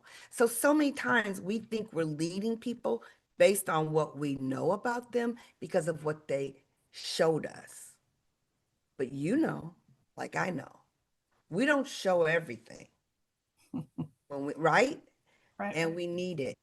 The other thing is that when you tell people where you're going and they understand why you're leaning into them, they're more likely to tell you a little bit more about them. And you can say to them, our team is small right now, but I'm clearly on a mission to grow. I can only grow with people who want to grow themselves. So tell me honestly, do you want to grow? Do you want to strive? Do you want to thrive? Or are you okay with where you are? Ask them. Okay. And if they say, and some of them will say, I can't right now. And then that's great. Do you want me to put you over here? Do you want to put yourself over here? Because I'm going at this level, but I don't want to make you uncomfortable. Invite them into your playground and then leave them alone if they don't want to be in that playground. Why? Here's the so important, because there's 85 zillion people in the world waiting on you to show up. And you can't see them because you're blocked. Where's something I can use? Because I'm blocked with what's in front of me. I'm Okay. blocked. And I can't see what's waiting for me because I'm stuck behind your lack of desire to show up. And if their desire is lacking, it's okay. Don't judge them. That's who they are. But just know you need to add as you transfer. But Okay. you're not going to give control to those who choose not to show up. Does that help? Perfect. Yeah, perfect. Thank you. Awesome. Great question. Great. I love it. I love it. Thank you so much. And if you come up with more questions, you see, I'm here. I'm here. I want to once again do this as often as possible. I want to invite you guys to be a part of the breakthrough, to be in that system of 6 phenomenal training sessions with 6 phenomenal workbooks, with 3 exceptional breakthrough bonus programs, with 3 incredible months within the Super Bad community. And I do not, hear me now when I say this, I do not want you to say you can't afford it. I want you to say, I deserve it, and I'm going to figure it out. Okay, who's next? Hold on. I want to ask you a question from the VIP chat. Okay, great. So you have someone who's trying to meet her qualification goal this month. Yeah. She would like to know how do I identify my next, I guess it would be considered a qualification goal, while building and keeping momentum with my team to reach their goals without losing sight of my own Okay. goals. Excellent question.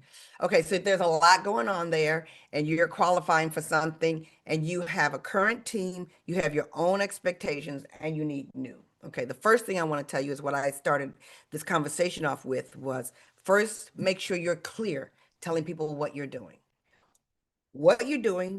and what is required this month. Let everybody know. Some people will choose to play, some people will not. That's not your concern. Your concern is letting them know where you're going.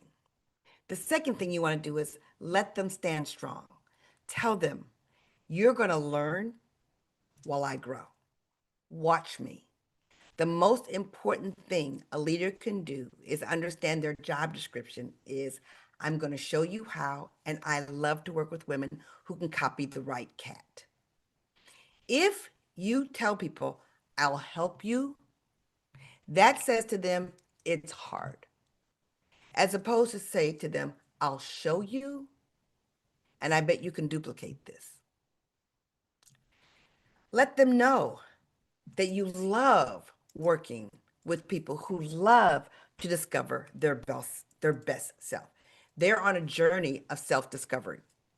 You know, last week when I was with a group and she was asking me, would my daughter who's 21 or 22 years old learn from this session? I said, absolutely. Because if she understands what's required in leadership, as she is learning from new leaders, she'll know what to grab from them, what they do well, and what they don't do well, so that when she becomes a leader, she can do the same thing. So when new people come onto your team, they need, okay, here's the thing, set the expectation. If you set the expectation that you will become strong by watching me, because what I'm going to do is create this. And by creating this, you're going to help me create it if you want to. Are you with me? Do you want to help me create it? Because if you're waiting for them to, what's the word I'm looking for? You're waiting for them to wait on you, you'll be waiting for a long time. Remember this, challenging people grows people. Spoon feeding people reduces their ability to be fabulous. Spoon feeding, you know that whole thing where I talked about hugging them, like, oh, welcome. I'm so happy you're here. La la la la la la la la. Instead of, oh girl, I'm happy you're here. Let's go. Let's do this thing. Let's create something that's magical. You got your business over here. I got my business over here. What's the first thing you're gonna learn? Okay, great. Watch me do this. Watch me do that. And you're like moving. It's got to be in a movement. Remember your energy about where you're going invites people to go with you. I hope that helps you. Always tell them where you're going. Do not wait for them to participate. Invite them to be a part of it, and you keep running. Thank you. You're welcome. I hope that helped. Good. Good. Sorry, I wasn't Hope you guys are unmuted. seeing how this Q&A works, because when this Q&A works, well, her answer, you guys are going to put that in the chat. Like her question helped me. You know, her question helped me. Breakthrough. Okay, who's next?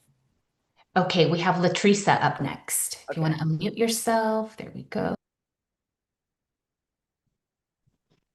Hi, Gloria. Hi, can you hear me? I can hear you. I can see you. Okay.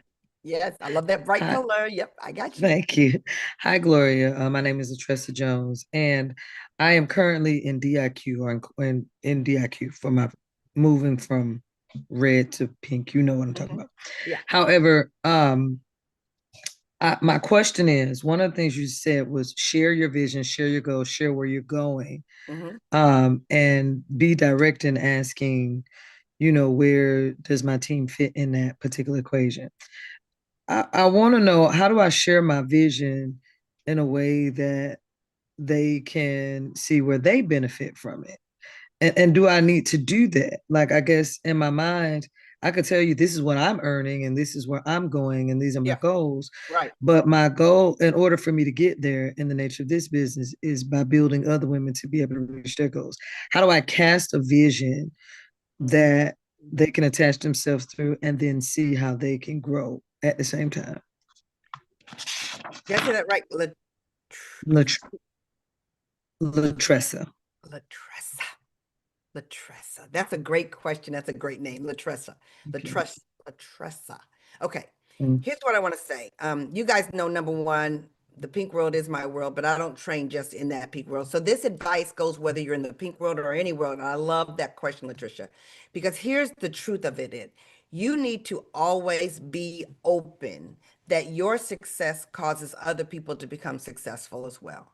So I always invited people into my playground to participate in the success that I'm creating, because the success that I'm creating is also your success. My success does not stand alone. My success is created by the success of you and the success of others. If you choose to be successful, I'm more successful, you're more successful, and the people that are around you become more successful. Whether it's your family, the community, you guys, a happy, successful woman makes her neighbor more happy and successful. She's speaking with energy, she's acting with energy, she's growing with energy. So I'm here to say that you let them know this is what I'm working for. And if you see this, there might be something. I want to know what you want.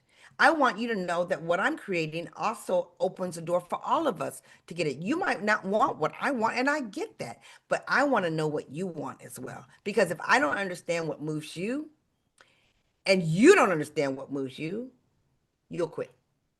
If I don't understand what moves you and you don't know what you're passionate about, that's a problem. And here's the other piece of it, you guys. A lot of people need to understand and need help in defining what they're passionate about.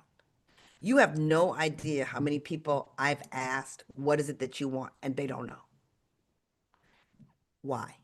They don't know because they've been disappointed in the past. They don't know because people have told them they think too big. They don't know because they haven't strived for anything lately because they didn't win lately. So you're inviting them into what you're creating for them to see what's available for them and what's available beyond you. Because just what this is what I want, what you want might be bigger, different, smaller, a different director. This is a journey of self-discovery. So your job is to ask them to articulate what do they want and what are they willing to win for? Not necessarily work for, but to win for. Because in order to win, you're going to have to do different things. Like I'm doing different because I want different. And I'm inviting you to be a part of my different. And you guys, let me say this. Remember, a couple of things are important. Number one, we are in a society right now where people are lonely. They're scrolling and they're lonely. They're not getting invited out and they're lonely. They're not having fun where they're laughing, gut wrenching laughter because they're lonely. So you inviting them onto your team, onto your mission, onto your path, letting them participate and letting them be a part of your success is a gift to them. A deadline is a gift to us. You can call it stress or you can call it passion. You define it, and who you be is a big deal. Does that help you, Latricia? Yes, thank you That's so it, much. Latricia. Latressa. Latressa. You're Got very it. welcome. Thank you. Thank you. You're welcome. You're welcome. She made a smart investment in herself. A smart investment in herself. Yes. We are going, Celeste is up next. Hi, Celeste. How are you? Hey girl, hey, I am doing amazing, and Say it I again. gotta Hey, say, girl. this Hey, I love was, that. I love that. I love that. I love the red. I yes. love the curls. Oh yes, girl. I'm feeling it today, and I love it because you always bring the fire, and I am so honored to be able to be here in your presence and all the things. Thank So my you. question comes from, I was doing really good, and then, as you say, plateaued really bad. Yeah. And so my big question is, when you decided to fully dive into your business and go all in, what was the one big shift in focus or daily discipline that made the biggest difference in accelerating your growth? And what would you tell someone at the level of directorship to prioritize right now to grow faster? Because, girl, I got to tell you, you are such an inspiration. I also had a domestic violence experience as well as going through cancer. And so I Yeah. really feel all of Right. that. And I want to be able to grow and help women know that there is light at the end of the tunnel out of all of Right. that. Right. This is so good. This is so good. I'm so glad you brought up both those challenges because you're going to be an example for someone who's watching this right now that says, I'm having some challenges, but there's light at the other side. There's smiles at the other side. There's energy at the other side. It truly is. I will tell you, it's very easy for me to answer that question. And I'm going to tell you first why. It's easy for me to answer that question because I was there and I had to recreate growth so many times in my business. Number one. Number two, I had to teach other people how to create growth in their business. And not because the leader needed to change, but because of what she was doing needed to be changed. The focus, you guys listen to me. The focus in terms of growth always starts with this word, new. It always starts with new. New equals energy, new education, new people, new goals, new framework, new strategy. What happens, you guys? And I would love for you to light up the chat if you can relate to this. You've built a team, things are going great, growth is going great, and that plateau happens that you just talked about. And what we tend to do is we go back and work with the same people, trying to improve the same people with the same conversation. And then we get mad. We get jolted because we're talking to the same people over and over again. And we love them because they're there, they're loyal, but they're not bringing any new. You're not bringing any new because you can't bring in new because you don't have time to do the new because you're so busy vested in the same. They make you feel like you need to invest in the same because they're giving you the noise. They're talking to you. They're saying they're going to do this. This is what I want y'all to know. Blah, blah, blah, blah, blah. I do not get paid for blah, blah, blah. I do not grow with blah, blah, blah. I only grow with new. I would tell you, inspire yourself to get new, inspire them to get new. And new is in very different categories.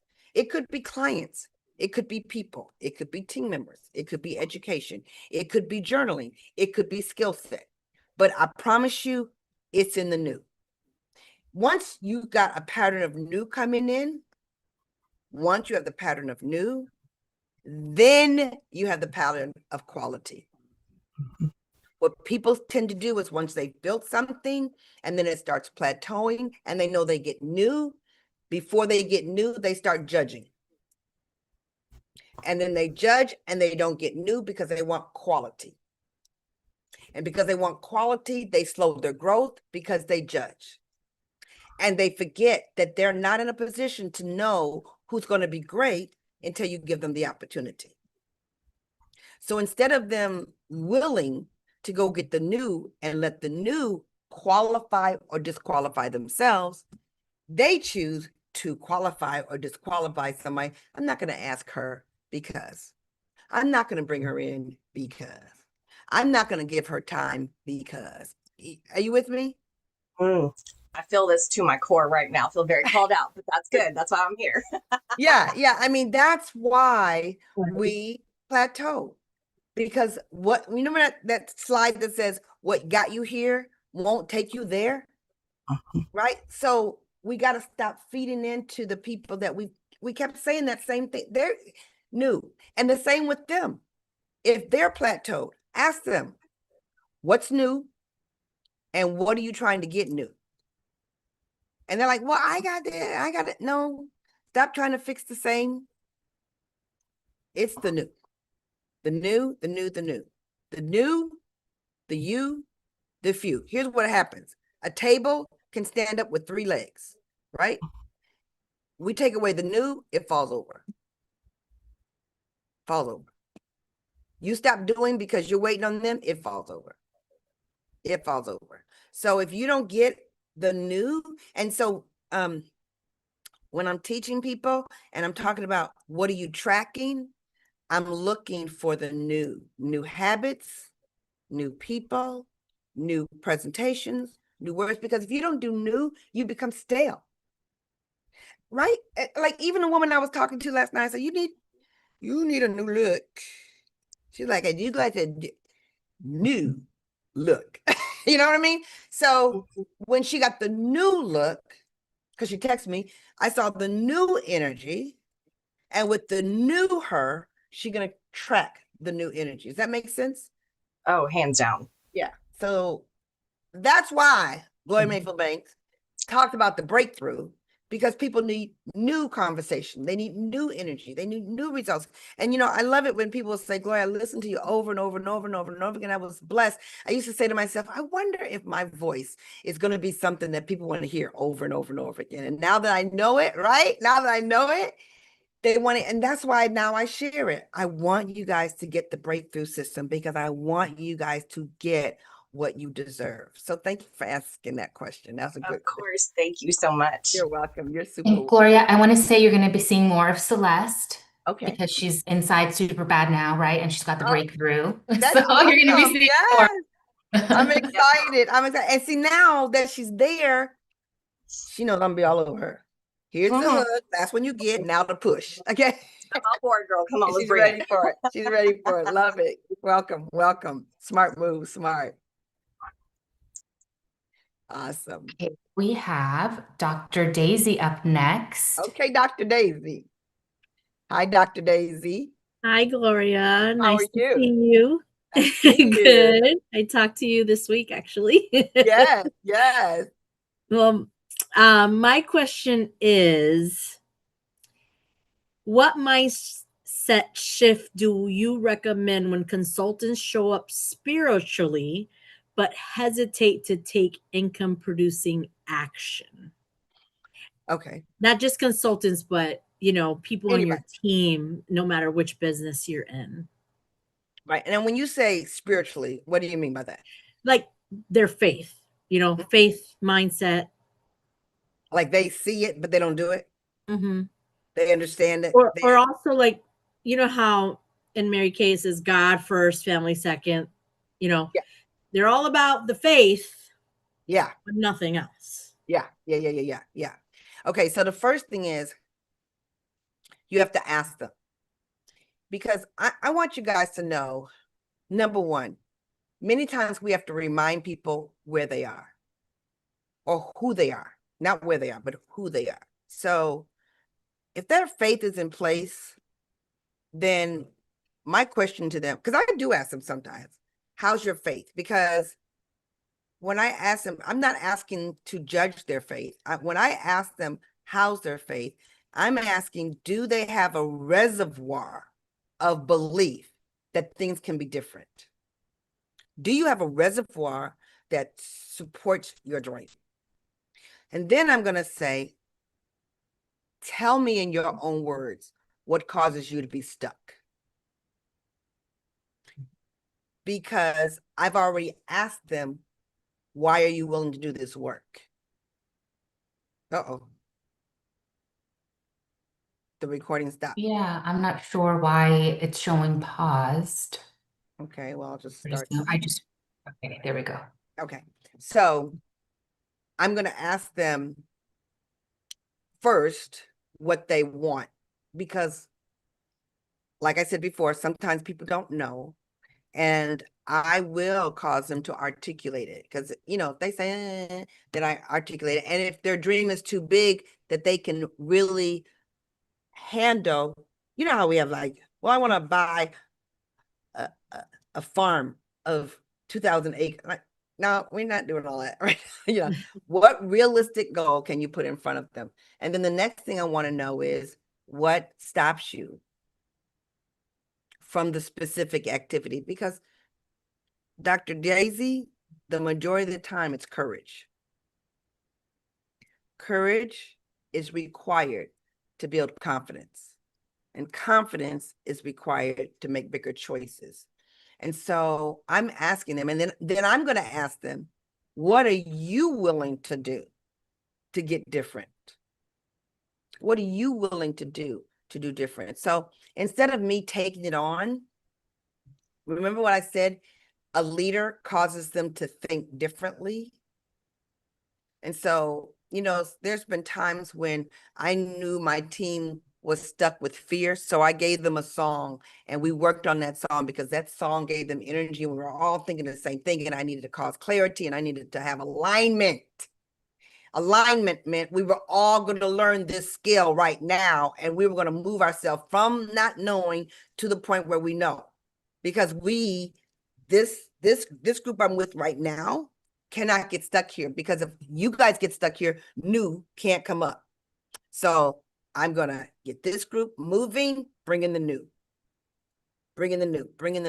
So I hope that answers your question. Ask me a little bit more. Tell me, am I hitting you where you need to know? Well, the thing is because I work with a lot of different backgrounds and different cultures. Yeah.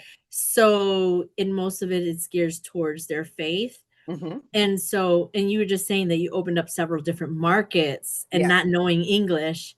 And Spanish is my second language, but I work with a lot of women that don't know English too. So Okay. it splits me, Yeah. it splits Yeah. me because of the different cultures. So it's kind of like, okay, how do I hone it in and Yeah. understand what you're saying and bring it to them so they understand it in their culture as Yeah. well, not just in Yeah. that faith culture, but bringing that both Yeah. in there. So, And do you ask them that? I have not. Let me say Yeah. honestly, I have not. Yeah. And I need to. Yes. Because I'm at a plateau too. Yeah. Kind of like one of the other ladies was talking about because Yeah. of that, and I'm also what you said earlier. Like I feel like I'm doing too much and I need to see what is it I'm doing Yes. that I can delegate. Yes. Yes. And I can delegate to the team. Yes. Yes. You don't have to delegate to other people. You can delegate to them. And you guys, when you don't delegate to the team and you do everything for the team, they don't do anything because you haven't given them any responsibility. So they have to show up. You got to give them things to do. If you want your team to show up, make them participate in the success of the team. Don't do everything. Don't do every presentation. Don't do every errand. Don't do everything. Get them on the phone. Call this person. Talk to this person. Do this thing. I want to go back to the thing that you said, which was so important about the culture. When you tell them what you're dealing with, you guys, I am dealing with a team of people that speak different languages, and I love it. But what I need you to do is I need you to articulate to me how this culture or how your faith or how your concerns or how your impacts you, because how it impacts you impacts us. Remember, they need to know how their choices impact the success of the team, because they will do more for the team than they will do for themselves. But if we don't bring them into the winning, the winning for the team, they will choose to collapse sooner because they think what they do doesn't matter. Right? Mm-hmm. And when you give them an opportunity to articulate how their culture can either help them or hurt them, then they get to lean into other people on the team and say the same thing. Got that? Yes. Yeah, that matters Thank you. a lot. Yeah, I love that question. Dr. Daisy, I love Dr. Daisy. That's great. Excellent. Thank you. Okay, I have a quick question from the chat. Give me a Okay. moment to All right. formulate this. All right. So this person recruited 3 active members within Yeah. her first 2 months. Uh-huh. 2 months. The situation she's in is that the person who brought her in and the leader above that person are no longer building their own team. So Mm-hmm. she's trying to figure out how to get back into her own momentum. Okay. Okay, great. Awesome. Bottom line, she's putting her attention on the loss instead of her putting her attention on where she's going. Okay, so many times we think, I have seen so many leaders not move because they get stuck behind this perfection and what they're supposed to know. Do not get stuck behind what you don't know and thrive in what you do know. Because what you need to know next will show up in the movement. You know how you hear now everybody's talking about move, move, move, move, move. It's in the movement that the right answers come to you. Don't get stuck. People change and do things for way different reasons than they ever explain to you. And we get all caught up in our head about why did they leave? Why did they change? Why did they do something different? You can never understand. It's like I found out about a friend of mine whose marriage broke up. I didn't know it. I loved her. I loved him. I didn't know they were having challenges. Now they're not together. Well, it's not for me to decide or know or understand why that happened. Something happened with him, or something happened with them, or something happened with them, whatever. But what I can do is understand what I can do to support him and her, or whatever. That's just an example of relationships. And so when the leadership ahead of you decides to go something different, go a different place, all I need you to do is figure out what your next step is. Not the staircase, the next step. I promise you, you have enough to lead your team to the next step. They have enough to get to their next step by watching you. If your leadership has been removed for whatever reason, there's other people you can watch. You got to be courageous enough to seek them out. Once again, I know it sounds crazy, but that's why people come through the breakthrough, because they don't want to get stuck. They want to have the courage. They want to have the information. They want to have the leadership that tells them exactly how to have a breakthrough. And when they have a breakthrough, it's not dependent on other people. Okay, so for me, my leadership never left, but I surpassed my leadership quickly because of what was in my vision, what I was passionate about doing. So whether that leadership leaves because they have different life journeys, or because they have different goal journeys, or because they have different wisdom journeys, experience journey, it could be anything. Where you go and where your team goes, you guys, is thoroughly in the leadership. That's why I'm so passionate about leadership, because everywhere you turn, it is going to be based on leadership or lead hership. So lead, and remember this too. Take people as far as you can go, or take people as far as they can go, and you will see further. So I promise you, even though those same people are not in front of you, you do know what your next thing is. You do know. Let's get there. Let's know what you're supposed to do to get there. If you're not sure how to get there, come on inside the community. Come on inside the breakthrough. Come on inside and reach over to the other leaders that are out there waiting for you to ask them a question, because people are there to help you. I hope that helps you. I want to ask one more question from the chat, and then we're going to go to Eva. So Okay. this person in the chat is in the direct selling industry. Okay. She would like to know, what's the skill I must learn to be able to add leads to my team? What's the skill you have to learn to add leads to your To team? your team. Okay, so the skill that everybody needs to ask. I got friends on here that are interior decorators. I got friends on here in the travel industry. I got friends on here the network marketing. I got friends on here that are in clothing industry.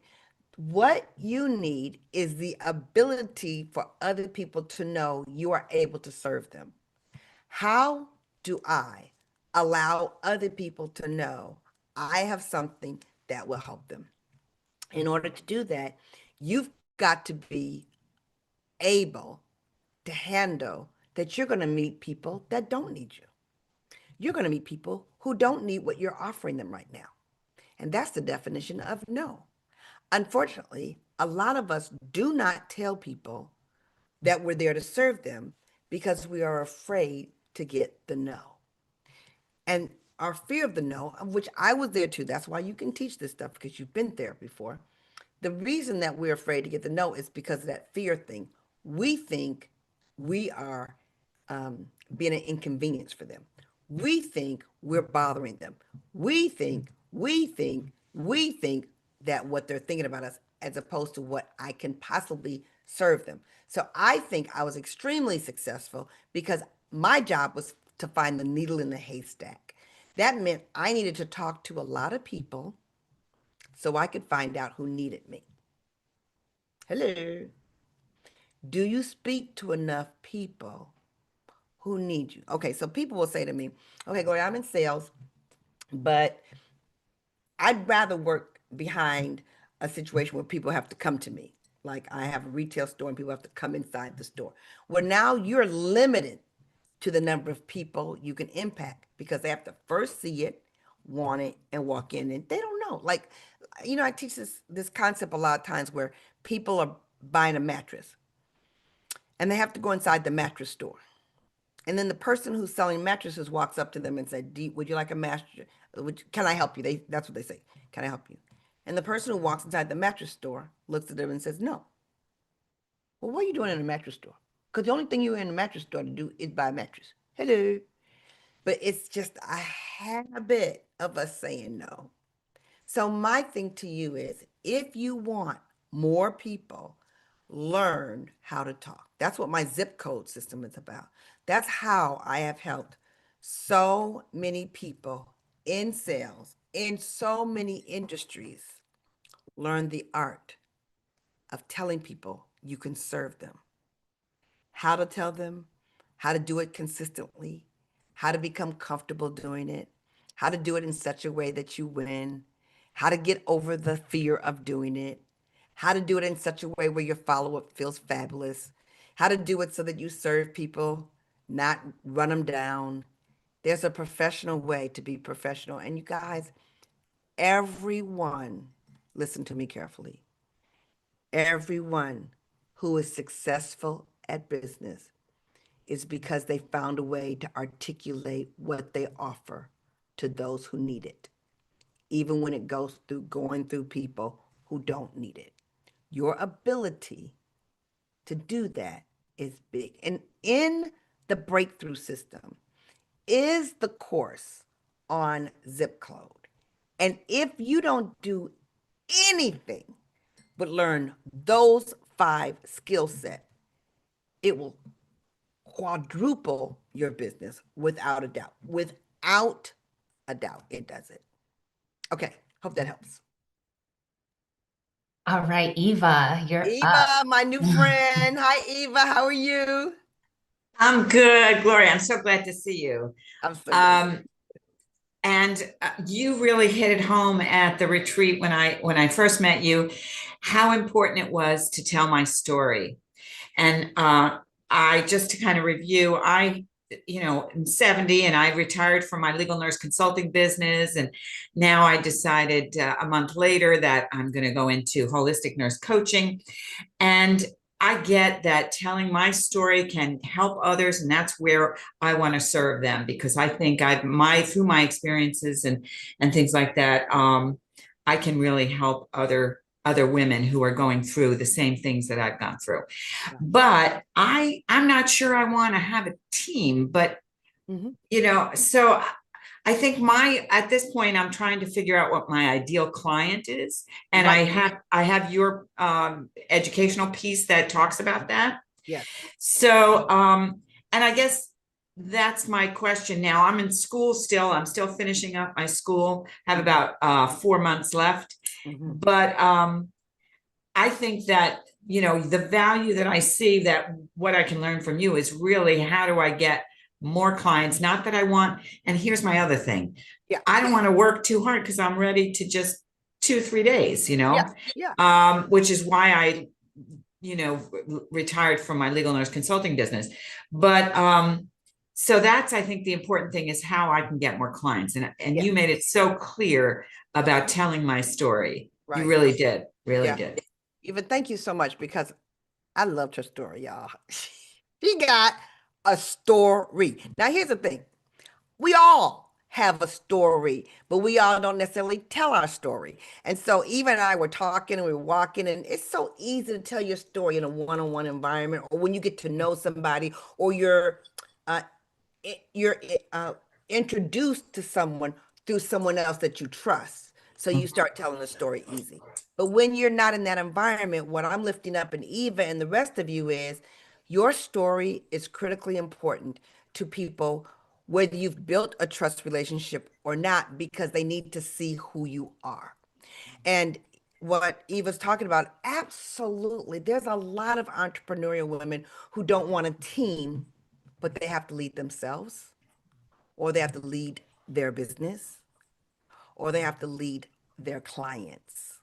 So understand that leadership doesn't mean that it's people that working for you or that you're going to get paid on that. It could be any group of how you want to lead. So I'm so glad you brought that up, Eva. That's really important for all of you, because I really didn't talk about that piece in this particular training, although it is a part of the breakthrough. But telling your story, evolving your story, relaxing in your story, and most importantly, knowing how critical your story is. My story has certain components that will resonate with certain people. Eva's story has certain components that will resonate with certain people. My story is not going to cover everybody. Her story is not going to cover everybody. That is a signal in and of itself that nobody can meet everybody's expectations. But who's supposed to be in front of you is supposed to be in front of you. And if you want to increase your impact with them, is to learn the art of unfolding your story. And the more you unfold your story and you understand the story you're willing to share, the more of your story you're going to share, the deeper your story that you're going to share, which is the higher the impact of the story that you're going to share, and to know which part of your story you're supposed to share. Because, a story can go for 15 minutes or it can go for 15 hours, the depth of that story, right? Even, but the story that you're going to tell about yourself, and telling your story, and how maybe you have a minute story, then you have a 5-minute story, then you have a 15-minute story. Which part of these stories hit hard? Like for me, I was telling my whole part of my story right now. Like, oh yeah, I forgot, I'm married. I tell you about I had a divorce, but I didn't tell you about the fact that I'm married. Those pieces are important. I go back and I tell those people, because that tells another part of the story. When you go into this new avenue you're going to, and you want to build it in such a way that it doesn't engulf every minute of your time. You've done that. You're in that phase like, girl, don't count me out. But Don't count me out. Don't count me out, but I am not trying to do that grind that I was doing in chapter 2. And y'all, she had a grind, and look what it did for her. Look how vibrant and exciting she is at 70, with so much energy and back in school and learning. I mean, I just love those stories. But the bottom line is I want to say is that even in all the clients that you might take on, your ability to unfold the story will help you shift through the clients you're supposed to have, the higher the impact. And here's another piece of it that's really critical, you guys. When you're courageous enough to tell your story, people become courageous enough to tell you their story. And given what you told me about what you're going, it's easier to guide people through a higher level of their life when they unfold for you their story. Because now you understand who they are, what they bring, why they bring it. It matters. So when you learn to ask the right questions, when you learn to ask the stories, when you can say out loud, I'm looking for a particular avatar. Like I'm looking for the ambitious woman. I'm not looking to help all women. I'm not looking to help women who don't know there's a future in front of them. I'm looking to help women who are like, Gloria, I'm meant to give more to this world. Gloria, I'm meant to be bigger. Gloria, I'm meant to do more. Not necessarily grind harder. You might grind at a certain level. She might grind, but she does know she gets motivated, excited, juiced up because she has something to give. And those are the ambitious kind of women I'm going for. And in my story, in telling my story, I bring that out. And even that's the same thing that you're going to do. Yeah. Well, thank you. Yeah. Yeah, absolutely. I love that. That was a great question. Thank you. Because I didn't even talk about stories. So that's awesome. Yeah. Thank you so much. Yeah. I'm excited. I'm so Okay. excited. I have a couple of questions from the chat. Okay. Or I just want to remind anybody, if you're a VIP and you want to ask Gloria your question directly, make sure to raise your hand. Even if you already came up once, she's here to answer your questions. I do have a question from the chat. It seems like this is on sales leadership. So in her industry, there's a very big prize that's only attained by the leader. So she wants to know, what do you say when someone says, why am I going to help you get this prize when it's not going to benefit me? Okay. I divide those people into two questions, two places. People who ask me those questions, you guys, and I've had that question a zillion times, which we sort of had here too, which is like, if I'm winning, how do they understand how they're winning? Okay. So there's two people that ask that question. One are people who are small-minded and they don't see how your winning helps them. And then there's the other people who just really want to understand. I always lean towards people just want to understand. And so I always want you to know that some of your best explanations to people come in analogies. They come in an analogy.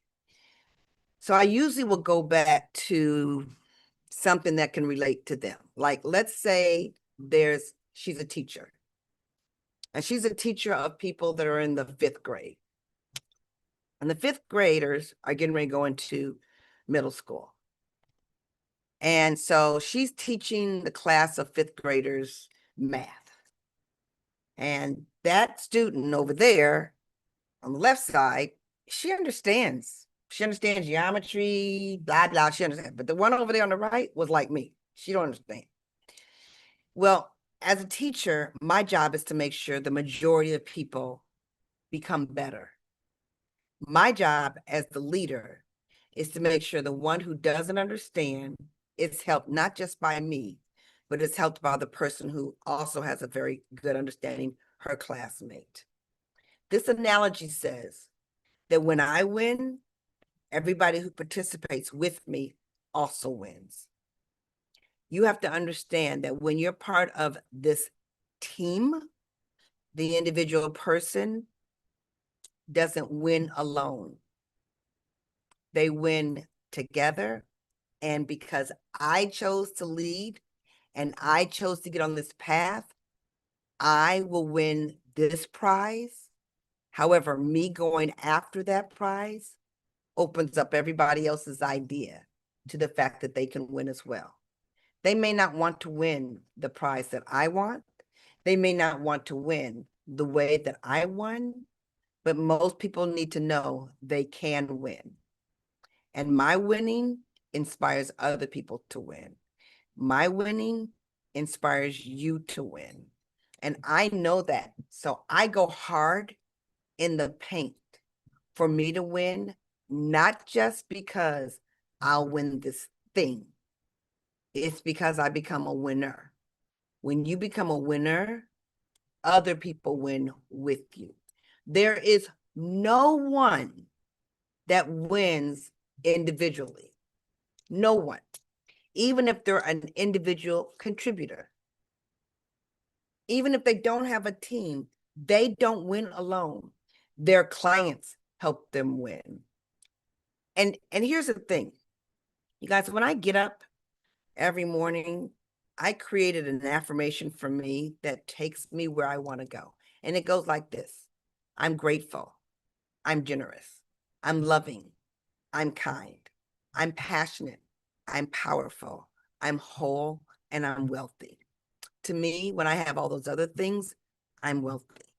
I want to be very grateful all the time. I want to be very generous. You can go through the whole list. My point of it is, when I'm winning, I honestly believe that everybody else is winning. I don't talk about a breakthrough course if I don't think that there's something in it that other people won't gain. I don't talk about I'm going to win at a big level if I don't know for a fact whether you want to win small, medium, or large. You're going to win. But if you don't want to win, if you don't want to move, if you don't want to succeed at this time, I'm not the right team for you. I'm not the right leader for you. I'm not in the right place for you. You need to be somewhere else, and I'm okay with it. But if you do want to win, if you do want to grow, if you do want to thrive, if you don't want to plateau, if you do want the secrets, if you do want more, if you do want to be a beast, if you do want to be disciplined, if you like the hustle, if you like the vision, if you like the climb, if you want to see more, if you want to give more, if you want to contribute more, then I'm the one for you, because I'm going to make sure you do move in the direction. And when you're not moving in the direction, I'm the one who's going to tell you, you're not moving, sister. You're not winning, sister. And it's okay. But I think when someone hit me up, honestly, you guys, on Instagram, they hit me up this morning. They say, Gloria, one thing you do is you'll tell them the truth. I will tell the truth. I am bold in your face. I am bold in your space. And guess what?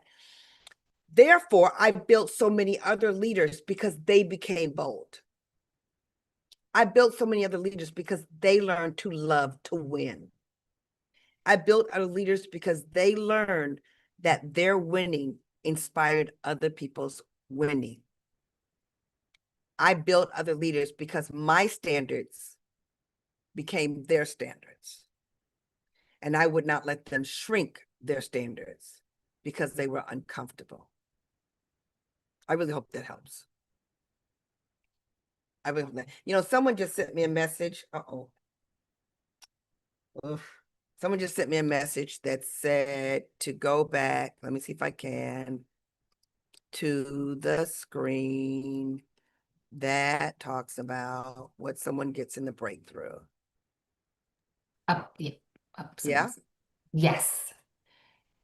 Okay. There you go. This is the one that you get. You get the 6 core train. I'm going to go back to what those trains are. But just for those of you who are like, I've gotten a lot here, but I know I can use more. I know I can hear this over and over again. You get 6 core trainings. I can't describe the value of, well, I don't want to under describe the value of the workbooks, because when you have something that's that thick and it walks you through it and it causes you to think differently, that's what the workbooks are to do. The workbooks are to cause you to think differently, cause you to say things differently so that you can lean in to be better skilled. The bonus series and then the super bad for 3 months. So let's see, here they are. These areas. Building influence. How many people don't understand? They're too shy. They don't understand that putting themselves out there causes their influence to grow. Who's in your face? Who's in your space that's causing you to move? The emotional mastery. Why not be at a bigger platform? Why not learn how to dream bigger? Why not learn how to go harder? Why not learn how to fall down and get back up? Why do we need to get stuck in a failure cycle that doesn't take us anywhere else? Why not learn how to grow our income? The other day, I was teaching people how to grow their income cycle. How do you do it? How does one get stuck in the same income? Hello, you guys. Hello. Talk to me. How does one get stuck in the same income cycle over and over and over again? Brenda, yes, do that. See, Brenda, she's screenshotting. She's screenshotting so she sees, okay, I want to make a good quality decision. The zip code method, when someone says, I need to have more leads, I need to book more people, I need to see more, do more presentations, I need to let people know what I can serve them with. And here's this, in the zip code system, you understand how to lean in on your gifts. Like, let's just say one of these doesn't work for you, or two of these don't work. Just one is with the 497, with the community involved, with the breakthrough, with the workbooks, the leadership excellence. Know your role as a leader, know how to show up bold, know how to not keep tiptoeing backwards because you're uncomfortable. How many of us have tiptoed backwards because we think it's more comfortable for us to show up there? And then the time management. Gloria, what in the world were you doing when you built a entrepreneurial business that was breaking records while you had a full-time job, while you were going through a divorce, while you were working 40 to 50 hours a week, while you were traveling, while you had an hour's commute? How did you handle everything and still smile and still be happy and still working with passion? Those are the things I teach. And the thing is, how do you teach it when other people are doing the same thing over and over and over again? It's the toolbox. Remember what I said? It's the toolbox. So when you have a toolbox and someone with Brenda's background comes to you, you can pull it out. When someone with Tiffany's background comes, you can pull it out. With Stephanie's background, you can pull out the toolbox, because the tools that Brenda needs is going to be different than the tools that Tiffany needs. It's going to be different than the tools that Chelsea needs. It's going to be different than but as a leader, I need to be able to pull out all of those different tools, but I can't pull them out if I don't have it. I'm looking for that one page, this page, that says you don't need to get stuck in what's in your bank account. You got to get stuck in what's going into your bank account. Like, for real, your card, your Cash App, your Google Pay, your Afterpay, your Klarna, your Amazon Pay, your Zip. The world makes it possible for you to get what you need, but it's what you do with what you get. Write that down. It's what I do with what I get. It's going after and saying, I want to be part of this program. I want to be part of it right now. I don't want to miss. I don't want to wait for, time to pass through and I live in regret, or I've done what I've done in the past and I've told myself I'm not worth it. And I told myself I can't afford it. And I tell myself I can't get it. Not good. Not good. So I just wanted to go over that one more time. You guys, let's go off of this. Let's stop the share. Let's open it up. I'm here. Does anybody else have a question for me? Does anybody else? yes.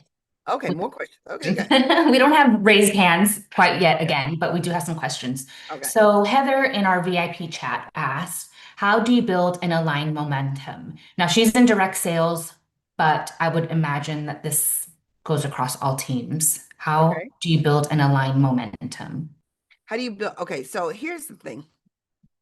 Most people don't spend the time being open about where they're going.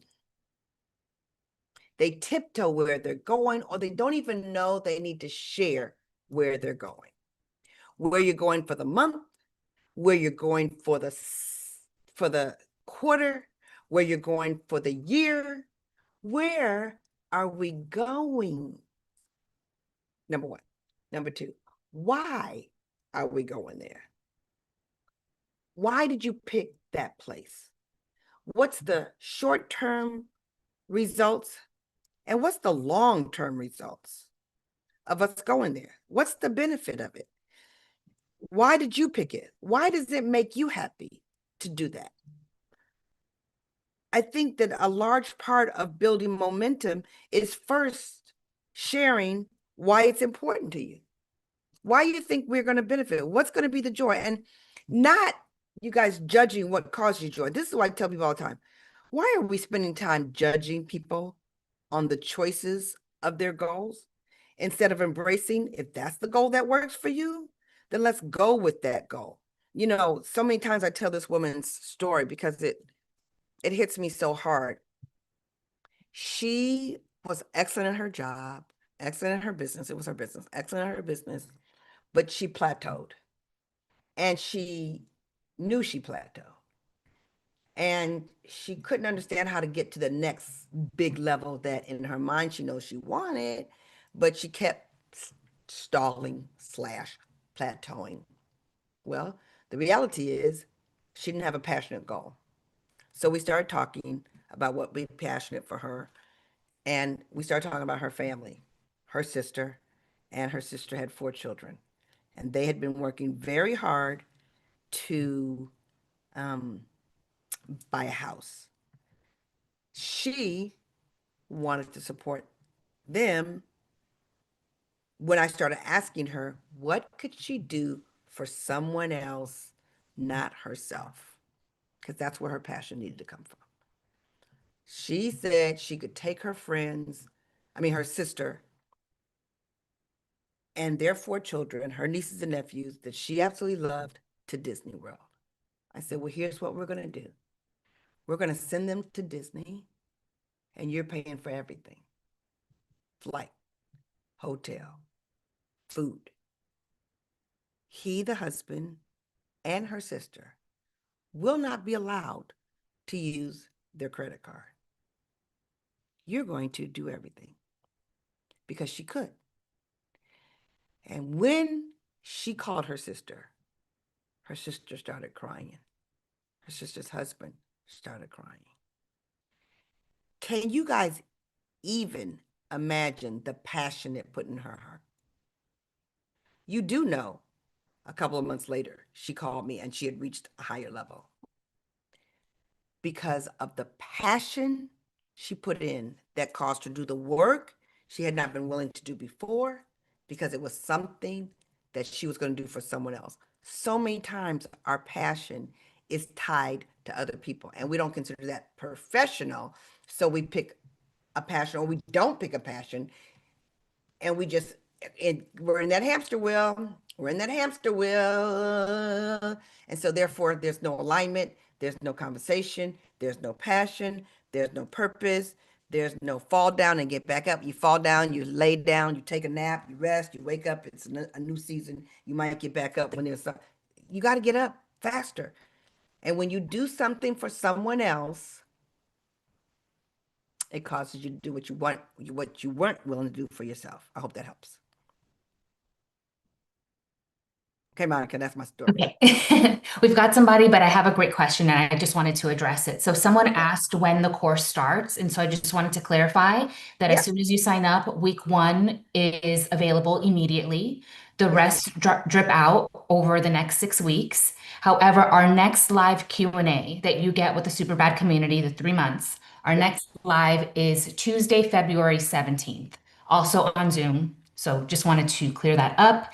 And then the workbooks are digital. You can print them. So if you have any other questions about Supreme 6, just make sure you drop them in the chat and we'll answer them for you.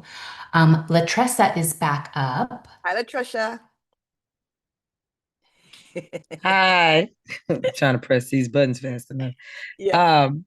So it goes back to my question about casting a vision. Social media is an amazing platform to be able to cast your net wide. My question is, how much of your vision do you share on social media to try to cast your net? I'll give you an example. I saw another very successful director.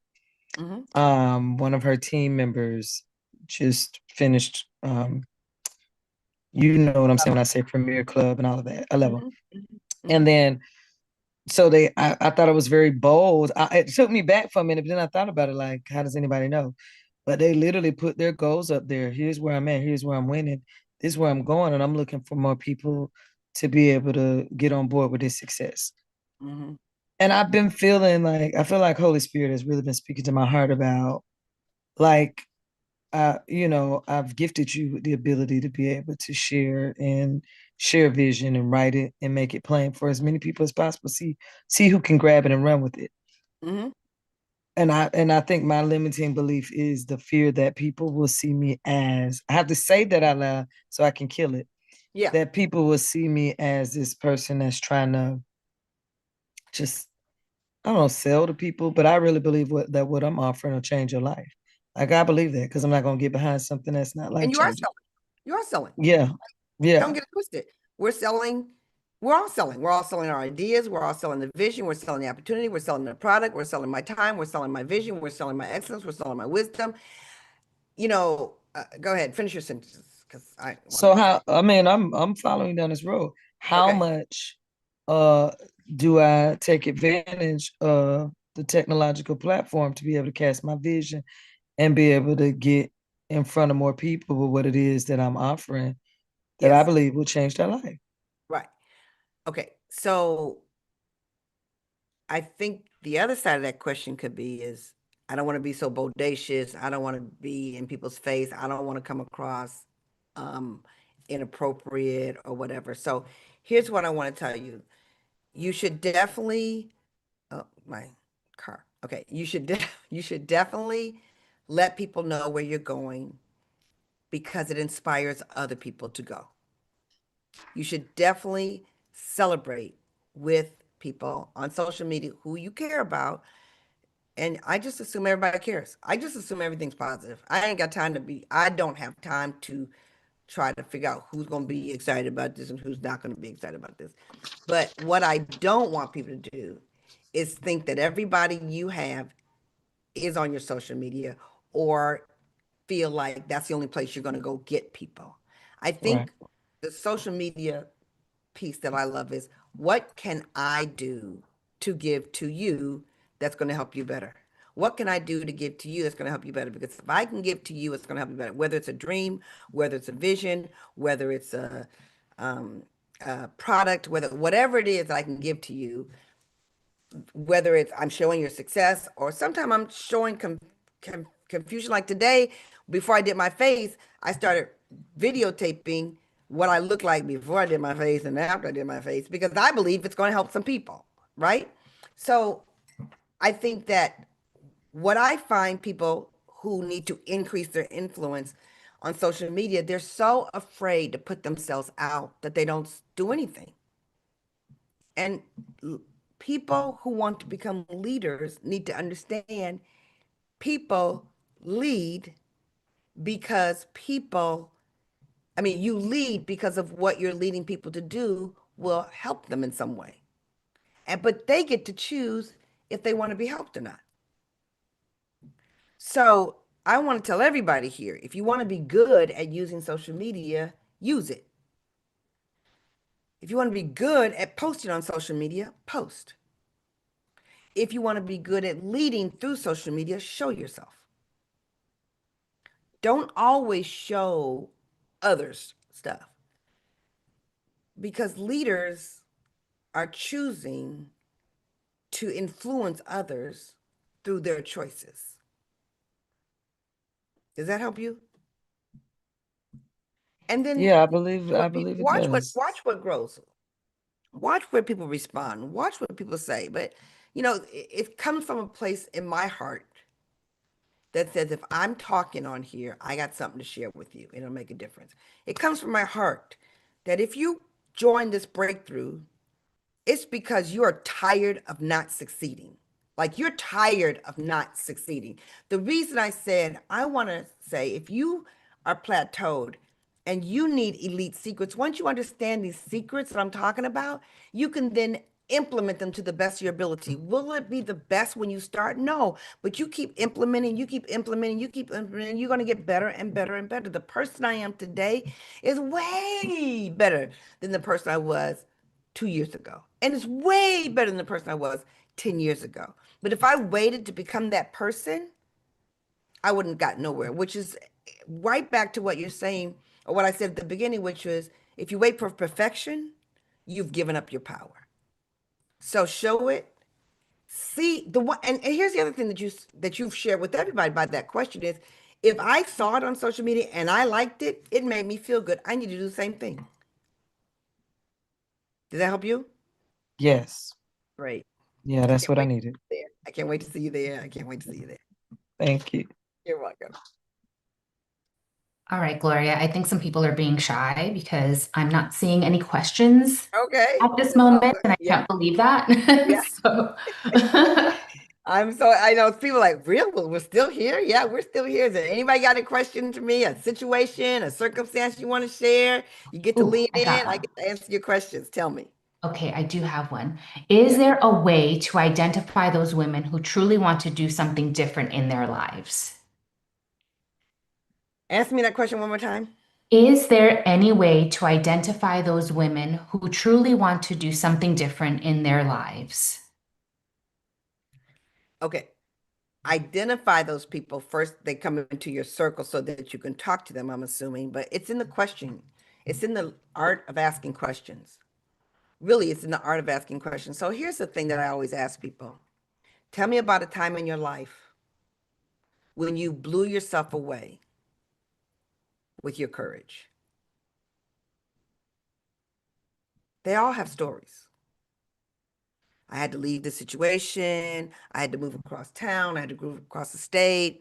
I was scared to death to do that, but I did it anyway.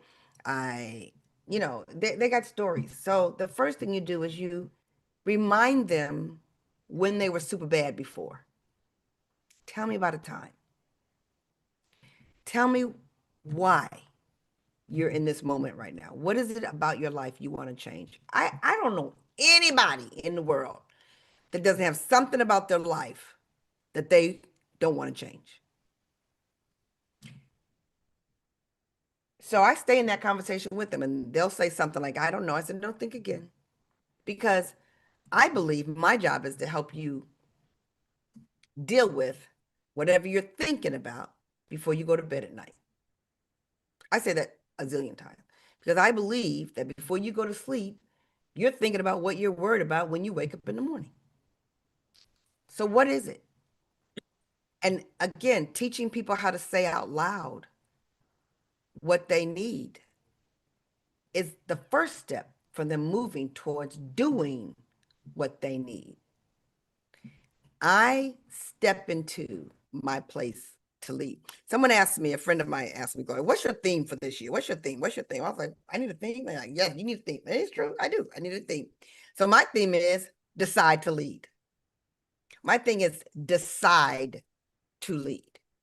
So no, again, it's really important you guys get this. It might not be a team. It could be a customer. It could be yourself, but decide to lead, decide to end up somewhere different, decide to give yourself the joy of doing something you personally don't have right now. Decide to do that. And I'm telling you, if you don't get the breakthrough, I'm going to kill you because it is meant, it is intentionally designed to create for you to be in a different place because now you get the tools.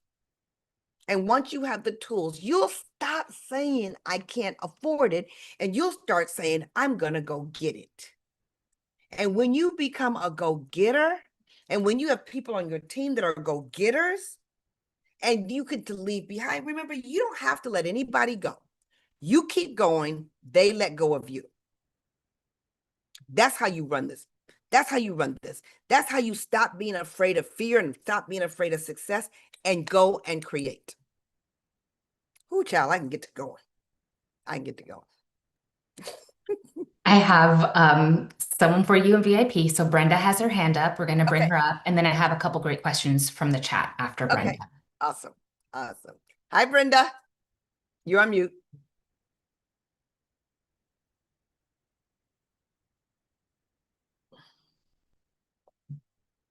Almost. There you go. Okay. All right. Thank you. Yeah. No, I have the worst habit. I do this all the time. I know I need help and I don't want to ask for it. So I've done direct marketing for, I'm a retired nurse, but I've always had since the 20s, 20. I've always been involved in a business. I've done extremely well but that was like 20 years ago. Okay. So I joined a new company 5 Yeah. years ago, and some younger, some older, but something through this time has made me feel extremely disempowered. And so a team I brought with me is down to less than 100. Mm-hmm. I'm trying to regroup, but I'm beginning to question, do I have the energy to make this run? Because my main goal has not been met. So I'm just in a quandary. Okay. First question I have for you is, do you have new? No, I haven't had anything new in a year. By new, when you say anything new, what do you mean you don't have anything new? Like new what? New, the only thing I have new is I've had less drama and trauma in my life in the last 3 or 4 months. Do you have new people? No, Do you have new clients? no. Do you have a new vision? Same vision. We need a new vision. We need a redefined vision, Like, because a vision that does not come true after a long period of time becomes stale. And so you can't tell the vision with passion and excitement and energy. So no one participates in it and they keep doing the same thing. Are you with me? I am. Okay. So they don't have any new, they don't have any energy, and you don't have any passion. So it doesn't mean that you change the goal. It just means that you change the target towards that goal for right now. So let's say this is the goal way up here, and you've been focused on right here, or you've been focused on this goal. How about this goal? Hit it, excitement, celebrate. Next one, hit it, celebrate, excitement. Does that make any sense for you? It does. I'm not sure because one. Oh, you're muted, Gloria. Okay, hit that little button. Once you don't hit what you knew you were supposed to hit or you knew that you could hit, then we get disengaged, we get disappointed, and we start judging. We stop running and we do like this. Let me figure this out. Let me figure this out. Let me figure this out. And then we go into thinking. How many can relate? Can you relate to this, Brenda? Let me think. Let me think. Let me think. And I don't do. I just start thinking. That's where I am now. And that's stymied. Yeah. Okay. So first I want you to write down the zip code. Are you familiar with it? No. Okay. Say it again. The zip code thing. I purchased it. Yes. Okay. I want you to write down the zip code, and I want you to realize that in that zip code, it is first going to request some things for you, some things that you do, some things that you do new.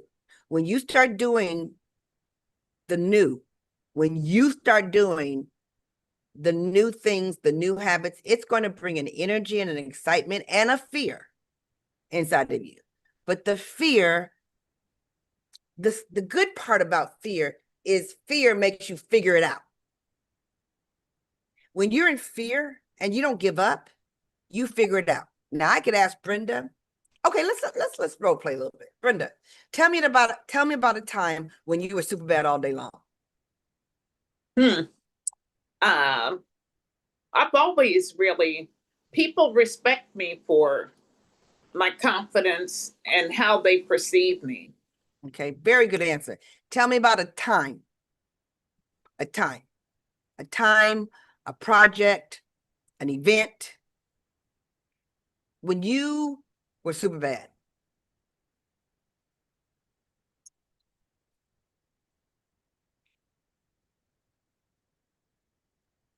Been a long time. It's okay. When you used your courage or your confidence and you did something that maybe you didn't think you were capable of doing or wasn't comfortable to do, but you won anyway.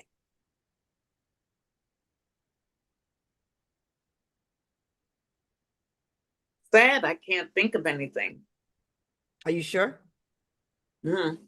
It can be in work, it can be personally. You said you were a nurse. Mm-hmm. Okay, so you either got to be a nurse, that was incredible. You did something when you were a nurse? Did you create a different program? Did you shift some people's health? Did you help a doctor do something or help a nurse station? Or tell me about a time.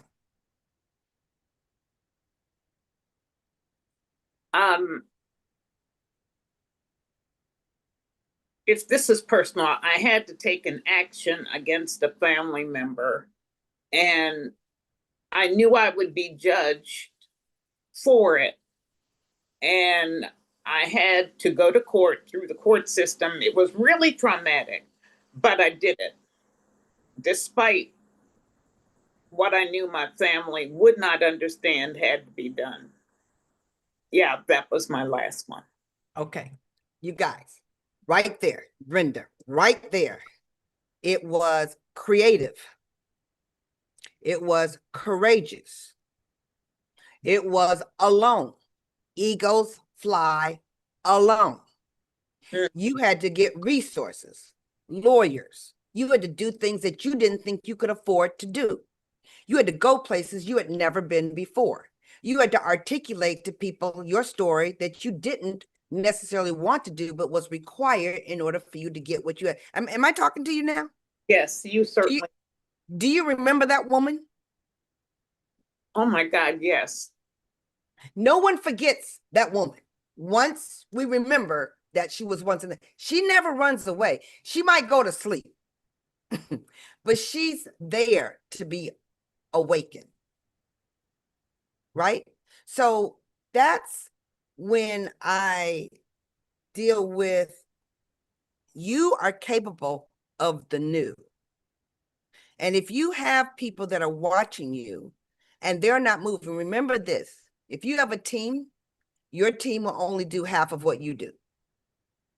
So if your activity, what you're doing is reduced, what they do is reduced even more. You must find a place for you to show up that causes you to figure it out. Or you're just doing what you know how to do. And there's no fun in there. There's no passion in that. Are you with me on that? I am totally. Right. And so when there's no passion in that, passion is what creates creativity. And when the passion creates the creativity, then it creates the energy. So what I tell people is, you know, you're passionate when you can't wait to get up in the morning and you really don't want to go to bed at night. Like, remember I talked about my trainer? She's like, your sleep is the number one thing. I was like, oh my God, I gotta go to sleep. I don't really want to go to sleep because I am passionate. I like to stay up. I like to do that kind of stuff, but I do want to get my sleep. So now I'm making so she's caused me to think differently. So I change differently. So I get excited about, are you with me? So Brenda, number one, you guys, this is an example. This is such a great example. That's why I love doing these Q&As, because if I wasn't careful, if I didn't know, if I didn't have that toolkit that I talk about, when Brenda didn't have an answer for when she was super bad for a minute, I could have keep talking, or I just stared at her. Because there ain't no way in the world she got to where she is right now in her life without at some point being super bad. What is going to happen when she gets off this call is other times she's been super bad. She's going to remember. There's other times, because the person that allowed her to be bold enough and bad enough and strong enough to go up against her family, that person was in her before. That person had showed up when she was in school. That person showed up when she was in college. That person showed up when she had a bad boyfriend. That person showed up when she was in junior high school. That person showed up when she had a girlfriend who came over to her house, and then the girlfriend who came over to her house started doing something that she knew her parents were not going to like her doing. So you have to either leave or you got to stop it. But that person shows up, and it's over and over and over again. We forget that person when life goes on. We forget that person when someone has told us something negative about ourselves, and we just decide to embrace it as opposed to deflect it. We become that person when we become too professional and not enough passion behind us. So my job as a leader is to yank that person back out of that woman's soul, because God gave me the gift of understanding women's capacity. So Brenda, you have an emergency because you don't have time to wait. I don't. You're right. We have to stir it up now because and the other thing, Brenda, that's so critical is so many people need you. What you're doing, I know you think you need it for you, but it's really not about you. It's about I have to get to the table because then I can turn around and bring someone else to the table. But I can't bring them to the table if I don't get to the table. So that's why when I'm talking to these big girls, I'm talking about making 100,000 and 200,000 and 300,000 and 500,000 and 600,000 and $1 million a year and more. That's what I'm talking about. When I talk about, we got to get into these events where we're going and we're traveling. And someone was asking me about going to an event. And she said, well, I talked to my leader and she told me I didn't need to go. I was like,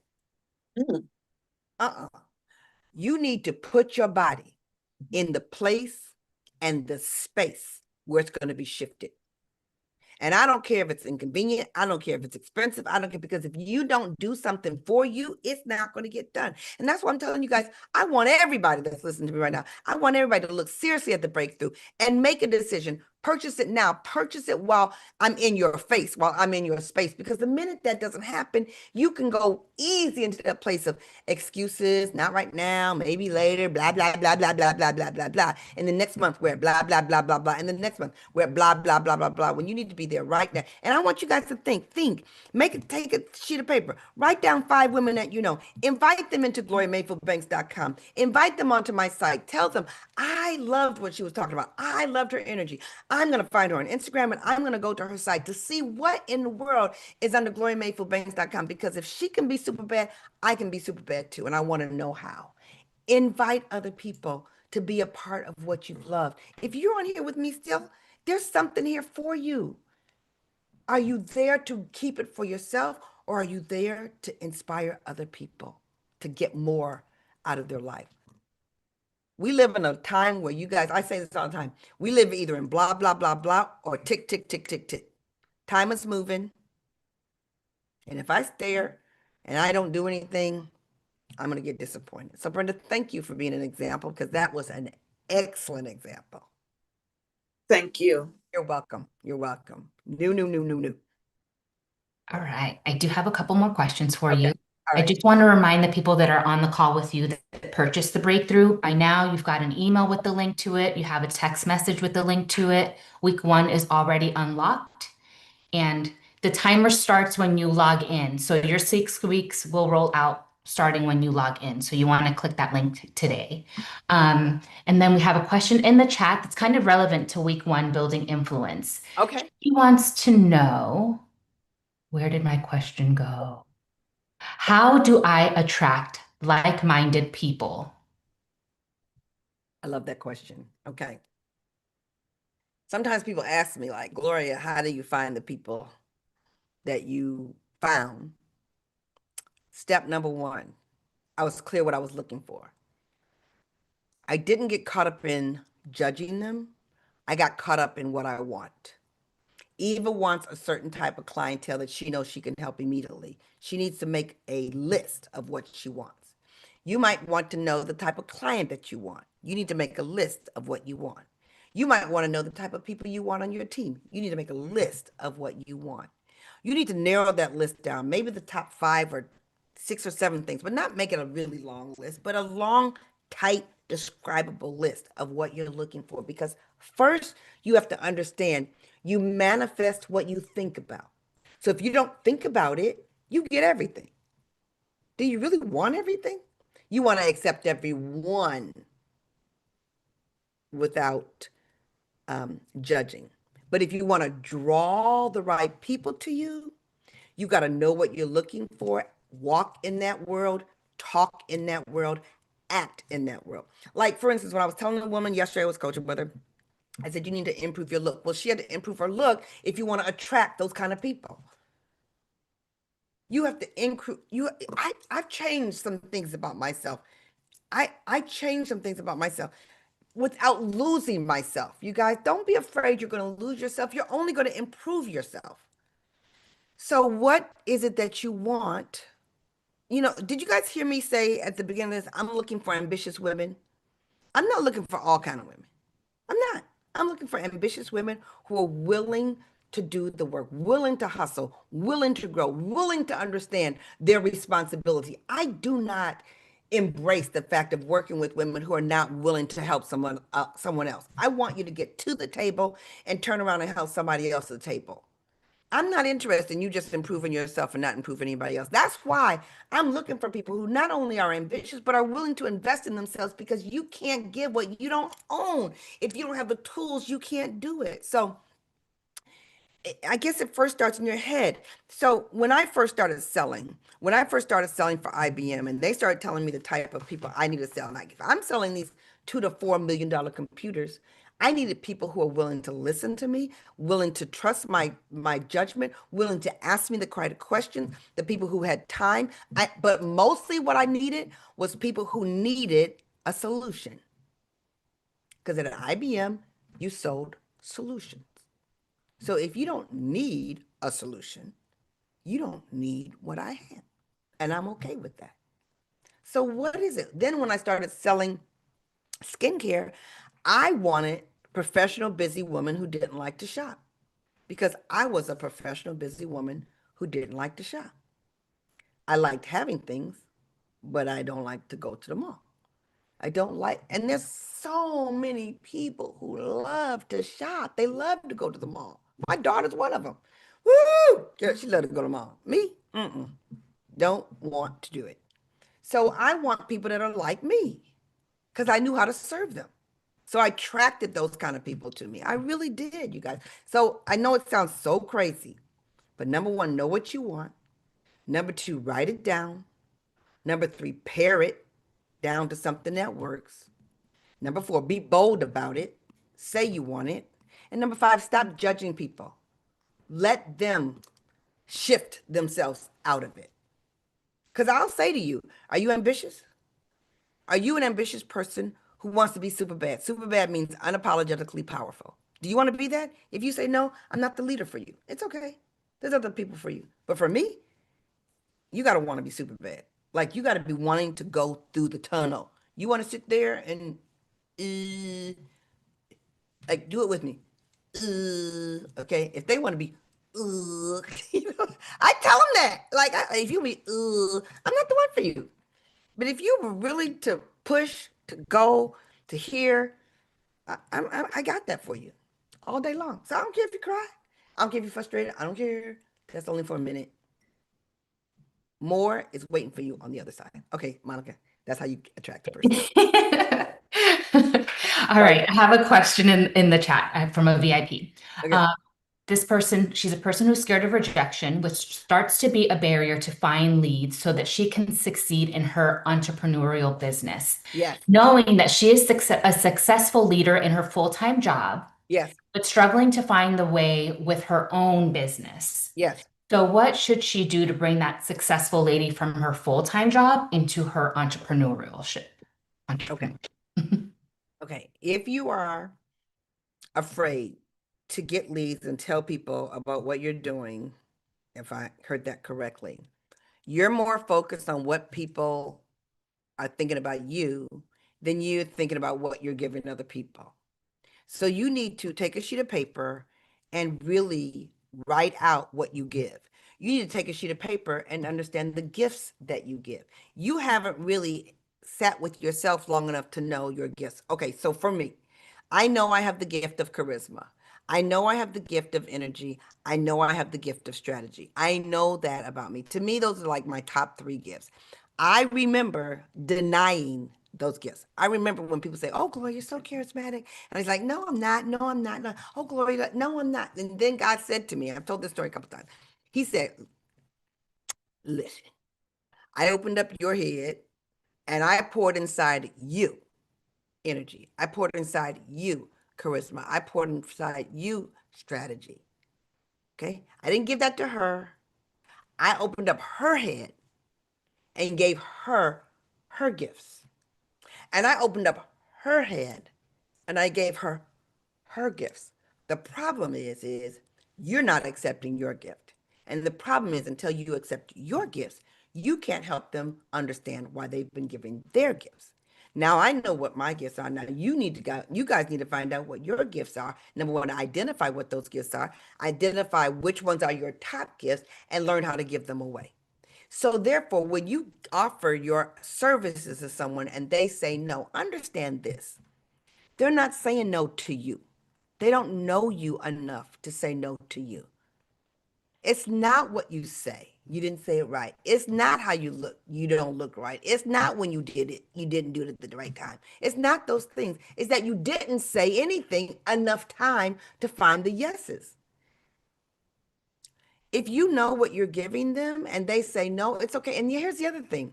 You haven't done it enough time for the no's not to matter. When you start talking and therefore start winning and start getting the results and start getting excited about the results, when you get rejected or get the no, it won't feel as bad because you know the no's come before the yeses.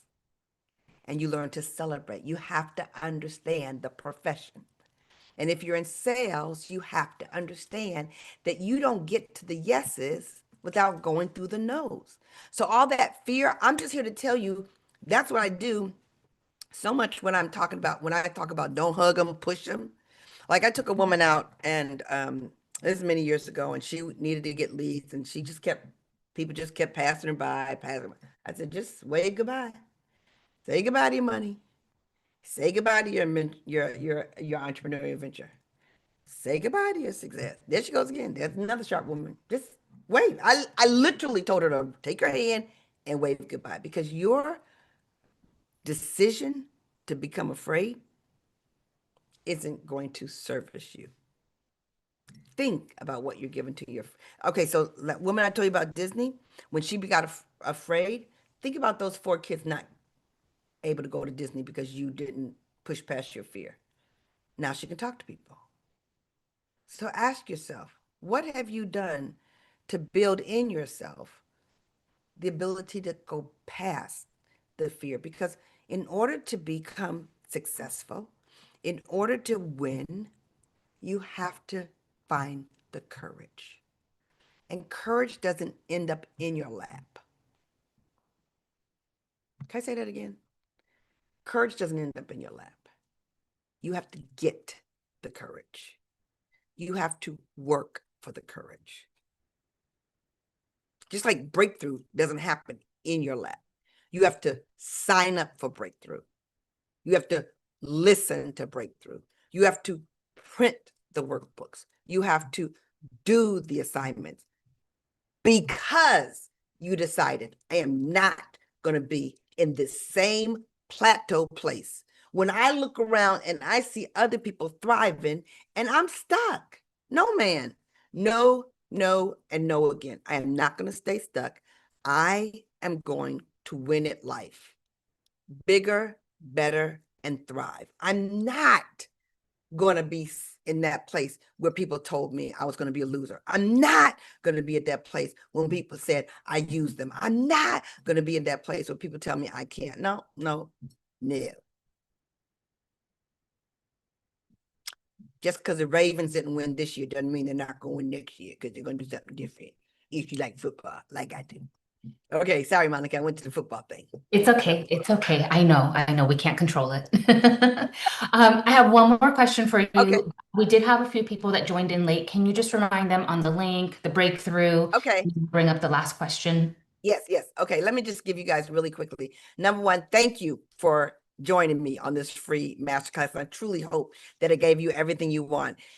I want you to know that a lot of people ask me over and over again. So I created something that's called the Breakthrough. GMB Live, GMB, like Gloria Mayfield Banks, GMBLIVE.com/6 will take you to a 6-course breakthrough system that teaches you 6 amazing tools that you need and that you'll use over and over and over again. And the most important component of this is that not just for you, but you can then use those tools to help different people at different times in their journey of leading under you. that leadership really matters. And my personal passion is to help you get to the table so you can turn around and help someone else get to the table, so that you're not stuck, so that you're not plateaued, so that God did not give you a vision of bigger, more, without telling you the areas in which you can go. If you landed on this class with me, it was for a reason. And so you go to the breakthrough by hitting gmblive.com, and you understand there's courses, there's workbooks. What? I can be in the super bad community for 3 months? Are you kidding me? That alone, that ability to ask Gloria questions, that ability to match up with some other people who are thinking like I'm thinking, working like I'm working, willing like I'm willing to go in a different direction, that the bonuses that I get, that so many things. Okay, so I watched this movie on Netflix called The Ripple. I really loved it because it showed that when I did this, it led to that. That led to this to lead to that. That led to this to lead to that. I was talking to another friend of mine, and I was explaining to her the fact that I went through domestic violence led me to do things that maybe I would not have done had I not gone through that season. And then when my once boyfriend, now husband, walked up to me and he said to me, "Is your husband with you?" I looked at him and said, "Is your wife with you?" And when he said, "Well, I'm not getting," he said to me, like, seriously, y'all, I'm never getting married again. I said, "That's fine. I suggest you don't talk to me, because if you talk to me, you're gonna fall in love with me, and I'm getting married in 5 years." So of course we got married in 6 years because I said 5 years, and he was like, I ain't doing it because you said 5. You know how men are, right? So, but if I had not gone through that bad situation, I wouldn't have been on fire for this good situation.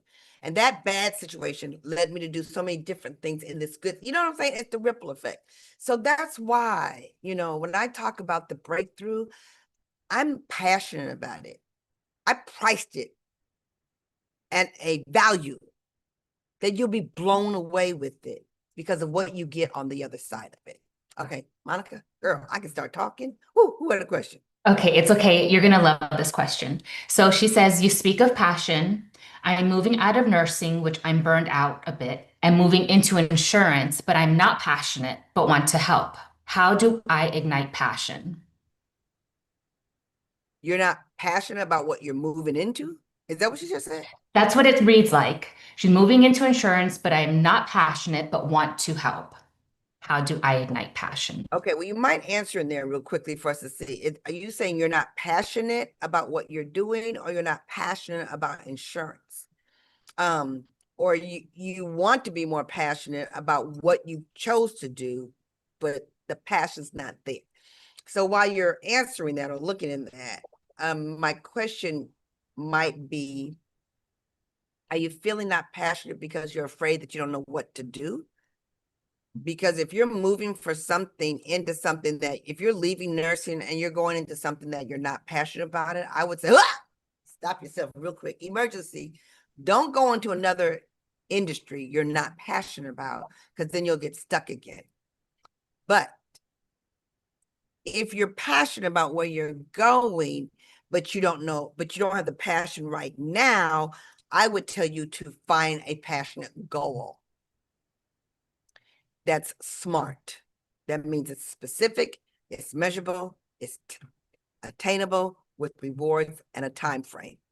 So find a passionate goal. You guys, don't be afraid to lower the goal to achieve it, and then pick another goal to achieve it, and then another goal to achieve it. So many times people pick a big goal that they can't understand in the moment, and they just keep looking at that big goal up there and not the staircase. They can't strategize for it. They can't achieve it. They can't build the right standards, systems around it. Remember, I talked a lot about that. What are the standards that are there? What are the systems that will cause it? What moves me out of the motivation and moves me into the right strategies that make it happen? The standards that I'm not going to lower.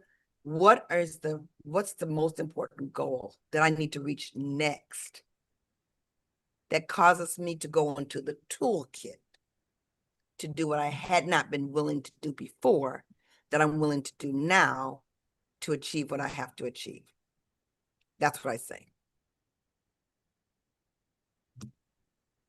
Okay, it looks like she did answer. She says, I want to be more passionate about what I am doing. Yeah, it's the goal. It's the right next goal. I call it, you'll hear it in the breakthrough too. It's called the next right now passionate goal. And a lot of people don't understand what that passionate goal is, but I teach what that right now passionate goal. You have to understand what that is. I hope that helps. We Okay. have another VIP question. Okay, Sorry, great. Gloria, she raised her hand. Yeah. Talisha, I want to bring Yeah. Talisha up. Okay, Talisha, Yes, ma'am. how are Okay, so you? I am doing good. How are you, Miss Gloria? I'm great. That's good. So I do have a question. So I have all my life, I have been in the legal field, and it seemed like, so God has placed me into this new role, into my skincare business, right? And so, and I enjoy it, and I have two offsprings and things like that. And Yeah. I've been in ministry all my life as well. I am trying to see how to incorporate what I've exceeded at as far as the legal system, right? And also I know about ministry and helping people. But it seems to be more draining because it seems like you minister more to people. Like Wait. what It seems like you what? is a little bit draining because you're ministering to people, the people Yeah. that you need, versus getting the results that you need. And I'm trying to make that connection as to how do I thrive on this side of something that I've never done before. Any in sales or anything like that, I don't know how to connect it to be able to thrive like I Okay. should and know that I can. Okay. I love that question because I've helped quite a few women, like first ladies, build businesses by understanding that there's a place where you support them in their faith, because it gets confusing because it's a business and they want to support them in their life. Right. And it is true, it can be confusing because you're helping, because you have leadership skills and you are a solutions driven person, they start bringing you their challenges. And you start feeling like you need to lean in to help them with their challenges versus help them with their business. Is that a little bit of what we're talking about here? Okay. So Yes, ma'am. yeah, you have to become good at it and clear with them on what you do and what you don't. That's that question about, do you want me to help you in your business, or do you want me to see you as your problem or your possibility, is important. You have to know, and you have to say it to them. Is this to help you in your faith, or is this to help you in your business? Because you have to understand at your core, you're not going to do anything that isn't faith driven, because that's your core. But when it comes to teaching them in their business, you have to say, is this for me, or is this for your mother, your sister, your best friend? Because they start telling you all this stuff that has nothing to do with the business. You know what I'm saying? And then you feel like you're not being right in not serving them in every capacity. No leader is supposed to serve everybody in every capacity. So one of the best ways to do that is to talk about it in the group, not individually, because when you get to the individual person, she's going to think you're talking and you're cutting her off. And you're going to have to say in the group, you guys, I'm so blessed to be able to lead this way and lead this way. And there's sometimes you need me over here and sometimes you need me over there, but I have to lead over here in a certain way. So we can't blur the lines. And the thing is that their lines get blurred as well in other ways. But you have to be really strong in knowing where you're going to guide them without feeling like you're a life coach, you're a business coach. You're a business coach. It is true that as we get to become bigger leaders, we deal with life issues. But if you deal so much in life issues and not in business issues, it will be completely draining to you and completely draining to them. So my advice is, who else can you go to for this so I can continue to guide you in this arena? Does that make sense? That makes sense. And that makes sense. And so how do I connect that with myself, right? As far as leading them there too, and balancing that thought Yeah, process. that's the easy part. Because if you're That's easy. clear, if Okay. you're clear about where you're going, then you're clear about what you're doing. Is what I'm doing leading me to where I'm going? And if the answer is no, stop it. Like Bob Hartman says, to stop doing it. If you're clear, but if you're fuzzy about where you're going, or you're fuzzy about your capacity to get there, you're going to be fuzzy about what you do and do not do. So you got to bring that thing closer to you, that goal closer to you, so that you increase your clarity and increase your strategy and know what you're supposed to do. Because if you don't know what you're supposed to do, you will spend an enormous amount of time doing things that don't directly take you to you winning, which directly affects their ability to win. Does that help you? Yes, ma'am. Thank you. Yeah. Don't be cloudy, because you know what happens when you're clear. There's no way for you to reach what I see you've reached without understanding deadline, what has to happen. And so what happens is, if you don't get clear, you end up doing all that you got to do on the 28th, the 29th, the 30th, the 31st, because on the first, second, third, and fourth, you were clogged. You were not clear. You were foggy and doing all this other stuff.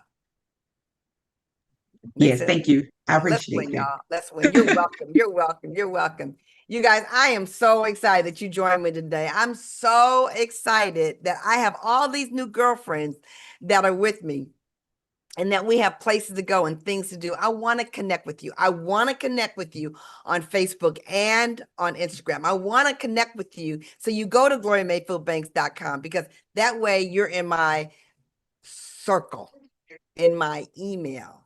I want you to have the tools. I want you to be a part of the breakthrough. I want you to put gmblive.com/6 so that you can understand the breakthrough and you can get the tools. And I'm so glad you joined me today. I don't want you to think small. I want you to think big, and I want you to be super bad all day long. Please share me with other people so I can share you as well. Talk to you later. Bye-bye.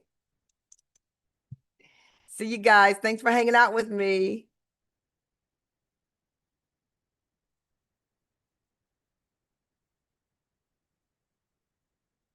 You're welcome. You're welcome. You're welcome.